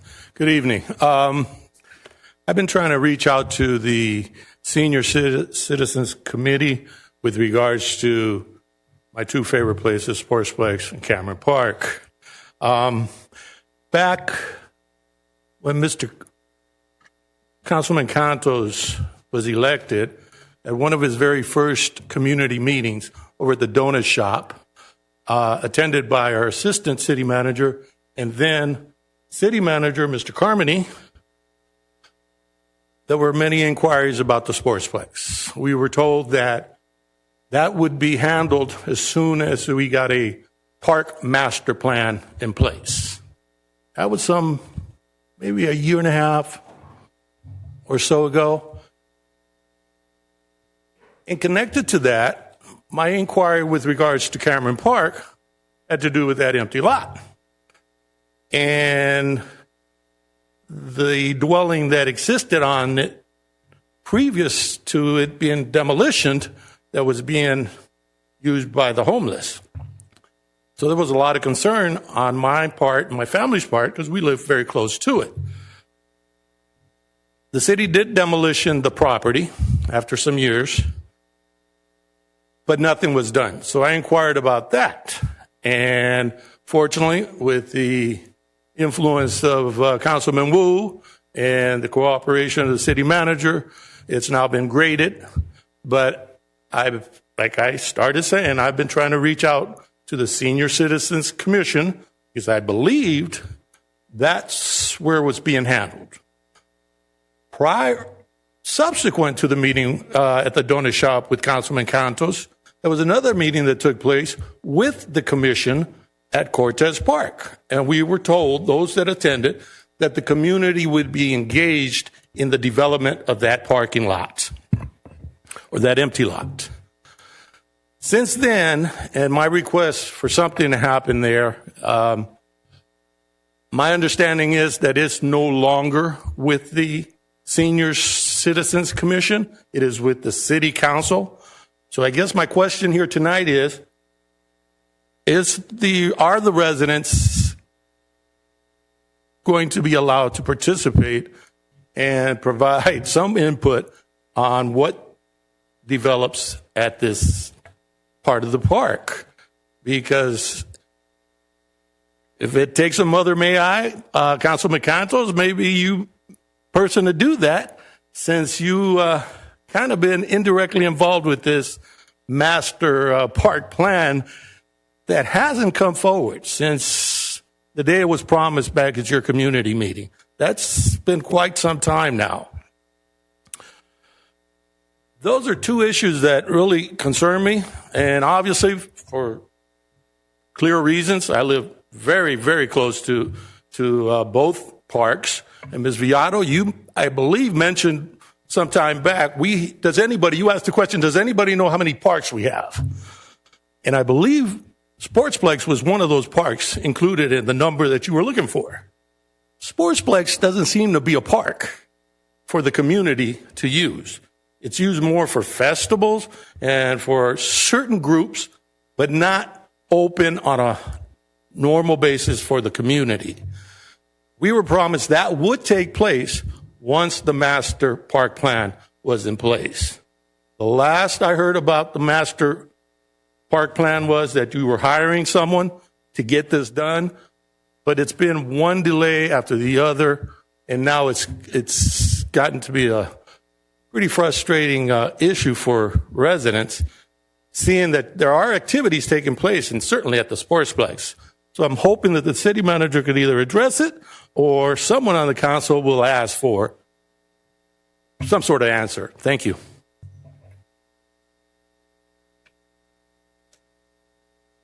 No further speaker slips, Mayor. All right. City manager, will you please respond to public comment concerns? Yes, Mayor, I will. One of the comments tonight was about the Mother May I process. On the agenda that is printed, posted on our website, and distributed, it does allow for City Council to place requests for reports or studies and investigations. So that is something that I had addressed last time and just wanted to include that. Through that process on the agenda, it does allow for council members to request for the staff to follow up with information or reports that you would like for us to do. In regards to the 5-star issues, the Planning Commission had reviewed the potential of a revocation. They have directed the staff to proceed with I believe it was a 5 or 6 month review of the operations of the 5-star, and so the review will be up and due in January, and that'll be taken back to the Planning Commission. And so if any of the neighbors, if there's any crime that's occurring, please, we always recommend that you call our police department. If there's issues with the operations, with the conditional use permit, that's what's going to be brought back before the Planning Commission. Please call our code enforcement department, and they will help address those concerns. In regards to the Branca Bridge, the city has been working several years now to address the encampments that occur under the bridge. We've worked with the county because it's over the county wash, and so we have some limited access into addressing that. We've tried various methods to block off the access for the individuals trying to, enter the space between the two bridges. I guess there's two bridges, and so there's a space, and that's where individuals go and have the encampments. I think the last attempt we were able to barricade the entrance, like the pillar, but now they're able to get into that space that's directly over the wash. And so because of that, we have to work with the county to make sure that we have safe access to barricade those entry points that are now remaining. So we are aware of it. We are working with the county to move forward with that. And then for updates and about events, programs, and services, I encourage all our residents and community members to follow us on our social media, to check what's in it or discover. We also have notifications on our websites. If you want updates on specific things, from our press releases to community events, you can specify what kind of updates you want from the city. So we encourage you to reach out in those methods to keep up to date on what's going on in the community.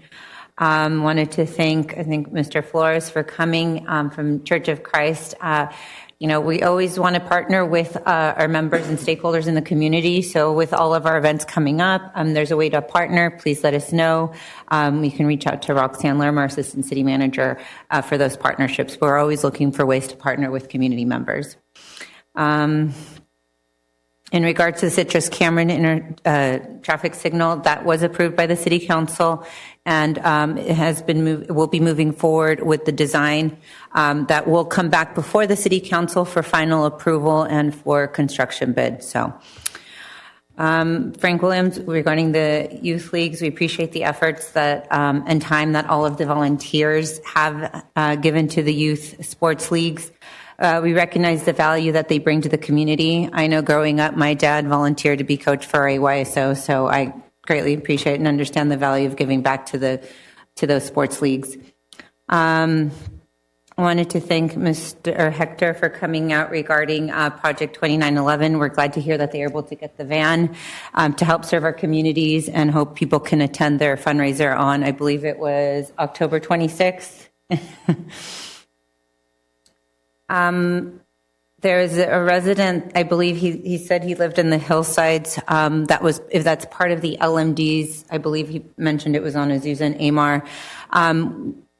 Last year, we did increase the scope of maintenance for the landscaping. And so I know that we've addressed that area. I'm not sure if that area has been completed, but this past August or July, the City Council did approve to add tree trimming cycle to those districts as well.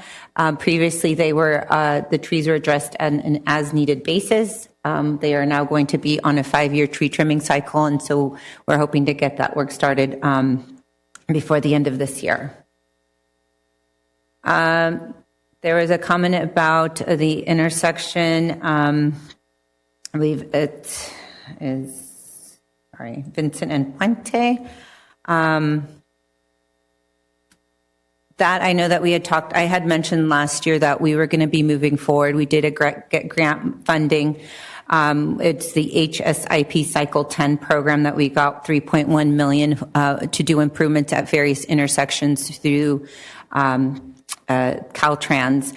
Because it is funding through Caltrans, we are subject to their timing and their approval process.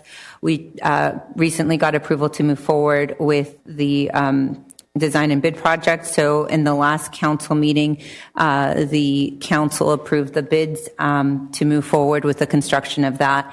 And understanding the incident that occurred last year, we had prioritized that intersection to be the first one to be completed with that project. The project is the entire project with all of the intersections is anticipated to be completed by end of 2026.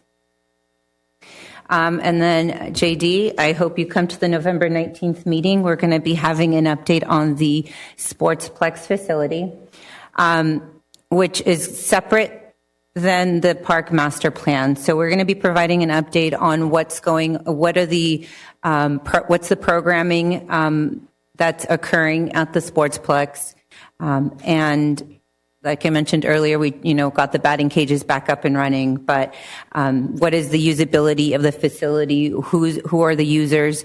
So that's going to be shared at the November 19th City Council meeting. The Park Master Plan, it has taken some time because we had to do a request for proposals. We are reviewing those, and once those get brought before the council for approval, then we will be selecting a consultant to move forward with that project. That will include community input, and we'll be assessing all of our parks and facilities and what are the needs, what are the uses that can be, if there's types of facilities or recreation that we can include, that we don't. That will be part of the assessment, and we will be including community input in that. That right now, like I mentioned, is in review by staff. It's not in the community services or senior commission. We will be including our commission, obviously, through that process. And the Cameron lot that used to be the house and is now vacant, we are moving forward with seeding that. I know staff is going to be making some improvements to the driveway approaches because it used to be a house, so we're going to create that into a sidewalk. And then we're going to be seeding and sodding it. And so it'll still remain closed as the grass grows or sod grows, but once that's able or done, then we'll be able to open up that space. That also will be part of the park master plan, what ultimately gets developed on that space. And I think that concludes my presentation. Councilwoman Diaz. Thank you, Mayor. Can you address the issue we have with the trucks going through South Garvey Avenue to see what it is that we can do and how we can correct what has already been, what these big rigs have already broken? I guess they're these linears. Yeah, we can. If I can speak with the resident that provided that information to see what's been broken, what can be fixed. We do have our route, truck routes on our website on GIS, but we can also go look and see if there's improvements to signage or adding signage to help that. Also making sure that our PD or code enforcement's aware so that they can help enforce those truck routes. Okay, thank you. Okay, before we move on, I'm going to take this opportunity to respond to some direct comments towards me, specifically some claims made by our planning commissioner. During our first budget vote, after we had come through a state audit that had identified the city of West Covina as the 12th financially worst city in California. The state auditor had pointed out that we had poor processes and had not done any long-term financial planning. We had gone through our budget process and we were set to vote on the yearly budget. It was a deficit neutral budget. At the time of the vote, it was amended that we add 30 personnel, which our finance director stated would put us millions of dollars over budget, millions of dollars into deficit spending. Taking the advice of our finance director and our city manager and understanding that we would be millions of dollars over budget after coming out of this audit as the 12th most financially at-risk city, I did the responsible thing and I voted against that budget. I have since voted against budgets that did not include line items that had finances for a public health department. I have voted against budgets that have subsidized our sportsplex. I have been very clear on protecting the city's finances.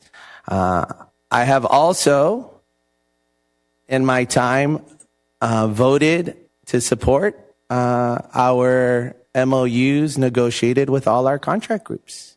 I believe in the value of our workers and that employees should be paid what their profession deserves. That has been my record. It's clear. You can look at every council meeting. To make any claims that I've defunded any department is clearly not true. We can go back and look at all of those meetings. And so, again, I think that to come and politic wearing the city seal is beyond inappropriate. But I think it's also clear my record, and I stand by my record. And I think everyone should inform themselves on who will best represent the city. Thank you. So we will move on. Mr. Mayor? Yes, Mr. Mayor, Councilman Contos. I just wanted to add further clarification regarding the whole Mother May I. This is the second time that the resident brought this up.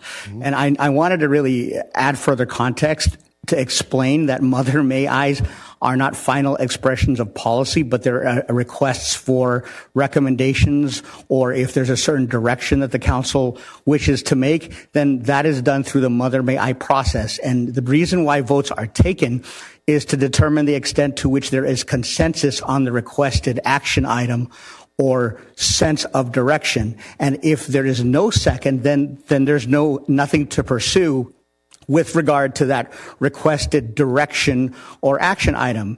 That having been said, once the Mother May I's are approved, whether it's through unanimous consent, which is where the clerk, assistant city clerk, asks for if there are any objections, which is perfectly legal under parliamentary procedure, or if there's a vote taken, then when the majority rules that it is something that the council as a whole believes should be looked into further, then the staff receives direction upon which, at which time they then produce a report recommending action or inaction or providing options to this council. And the Mother May I process is actually really transparent, because instead of going through some backroom deal or whatever, what we are doing is we are making these requests in full view of the public. And if there's an agreement by the majority to proceed forward with a specific requested direction, it doesn't mean that that thing is going to be finalized or approved. It is simply a set of requests that then staff goes back, prepares reports, submits the reports, makes those reports publicly available to everyone through the packets that are available online and reviewable at the clerk's office. And then that way people can see everything of what is being prepared, after which time, when the reports are done, then this council has the ability and opportunity then either to follow the staff recommendations as written, or to make amendments, or otherwise to not to follow. So in other words, the entire process is not only transparent, but it is something to which I'm grateful that I love our council for engaging in that process, because we are all supportive of transparency and showing how we make the decisions to proceed forward with specific directions or not to proceed forward. Because if there's a particular wish of sentiment that is expressed by a member of this council and there is no majority vote either through consensus or through a vote of at least 3, then it doesn't proceed forward. So I just wanted to add the further context to what the city manager said, because any statements that we are not being transparent, it's not only inaccurate, but it's not based in fact. And so I wanted to make sure, for the benefit of the public, that they understand the Mother May I process. And so, of course, free speech, people can say whatever the heck they want. But at the same time, I also feel, as we do here, that if there are things that are considered inaccurate, that we will respond in order to have the public then judge whether or not those statements are accurate, or whether what I'm saying is accurate. And I'm here to assert that what I'm saying is accurate with regard to the Mother May I process. Thank you, Mr. Mayor. And thank you, Councilman Contos. All right. City Attorney, did you want to say anything to that? No. Okay. Then we will move on to our consent calendar. Council, is there anything you would like to pull from the consent calendar? Sorry, if I may make Oh, yes. I did want to, we're going to be pulling item number 3. We'll be bringing it back to the November 19th meeting. Council, any items 1 through 7 excluding number 3?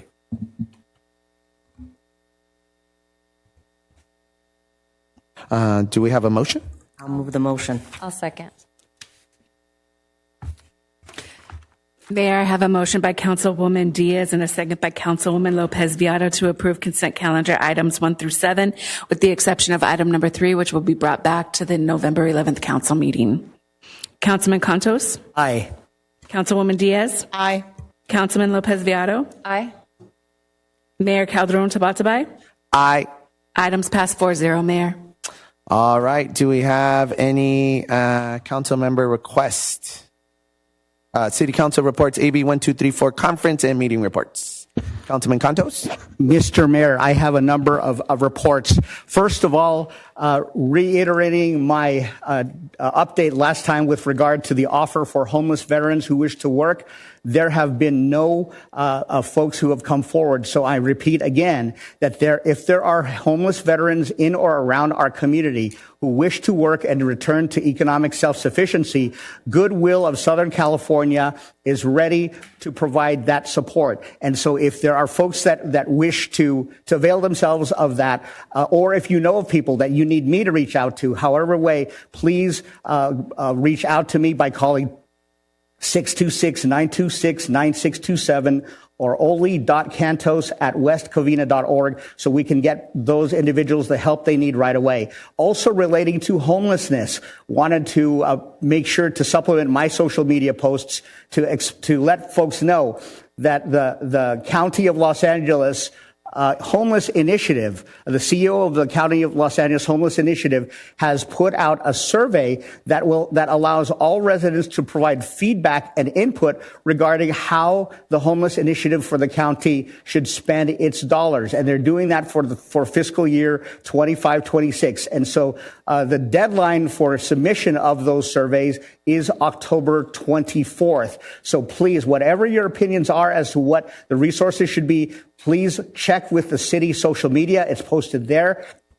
I've also posted it on various West Covina pages where I am allowed to post, and I wanted to make sure that is also there. Also, on another front, special thanks to our city staff who, at resident request, did a really magnificent job with painting and whitewashing the walls along Amar and along Shadow Oak. They have done such a magnificent job cleaning up those walls to really make those areas look really, really nice. Special thanks also to our law enforcement who, at resident request, purchased neighborhood watch signs so that in the Woodgrove Park area, there are now signs making clear that there is a neighborhood watch in the area, and making sure that so for folks to realize that folks are being vigilant with regard to making sure that the neighborhood stays safe. On another front, with regard to cleaning the medians, I just learned that the California Conservation Corps, among other things, they did some really great work along our medians on Vincent and Azusa and I think Sunset and other places back in 2020, 21, 22. And so I'm learning that there are people who want to work in those areas as a matter of career pathway. And so I'm going to be meeting with them to learn about how that has fared in the past and what possibilities there are to give our young people the opportunity to work as part of the California Conservation Corps so that people can assist with further beautification. And I think, doggone it, there's one, I just don't remember what the other one is, but if there's anything else, I will make sure to let people know. But thank you all so much, and thank you to all the residents who are also submitting requests that our staff is taking care of one by one. And if I remember before the end of this portion, then I'll jump back in. But I think that concludes my report for now, Mr. Mayor. Oh, thank you, Councilman Contos. And whenever you need to jump back in, just let us know. We'll get you back on the mic. Thank you. Any other council reports? Okay. What about requests? Do we have any city council requests?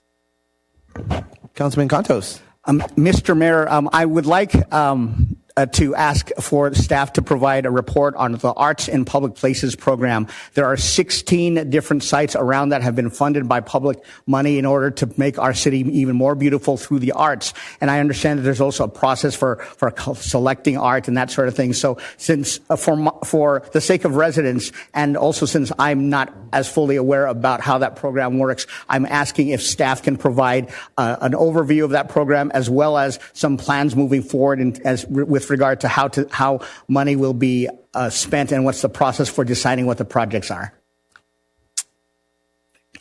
Yes. I will second that. As in the 4 years here, I have also not seen a presentation on that program and how we've been using our funds, and I'm highly interested in that. Thank you. If there's no objection, I'll just go ahead and see that we have consensus for that. Thank you. All right. Any other requests? Okay. Any city council comments? Okay. Seeing none, this concludes our meeting. Is there anyone who'd like to adjourn?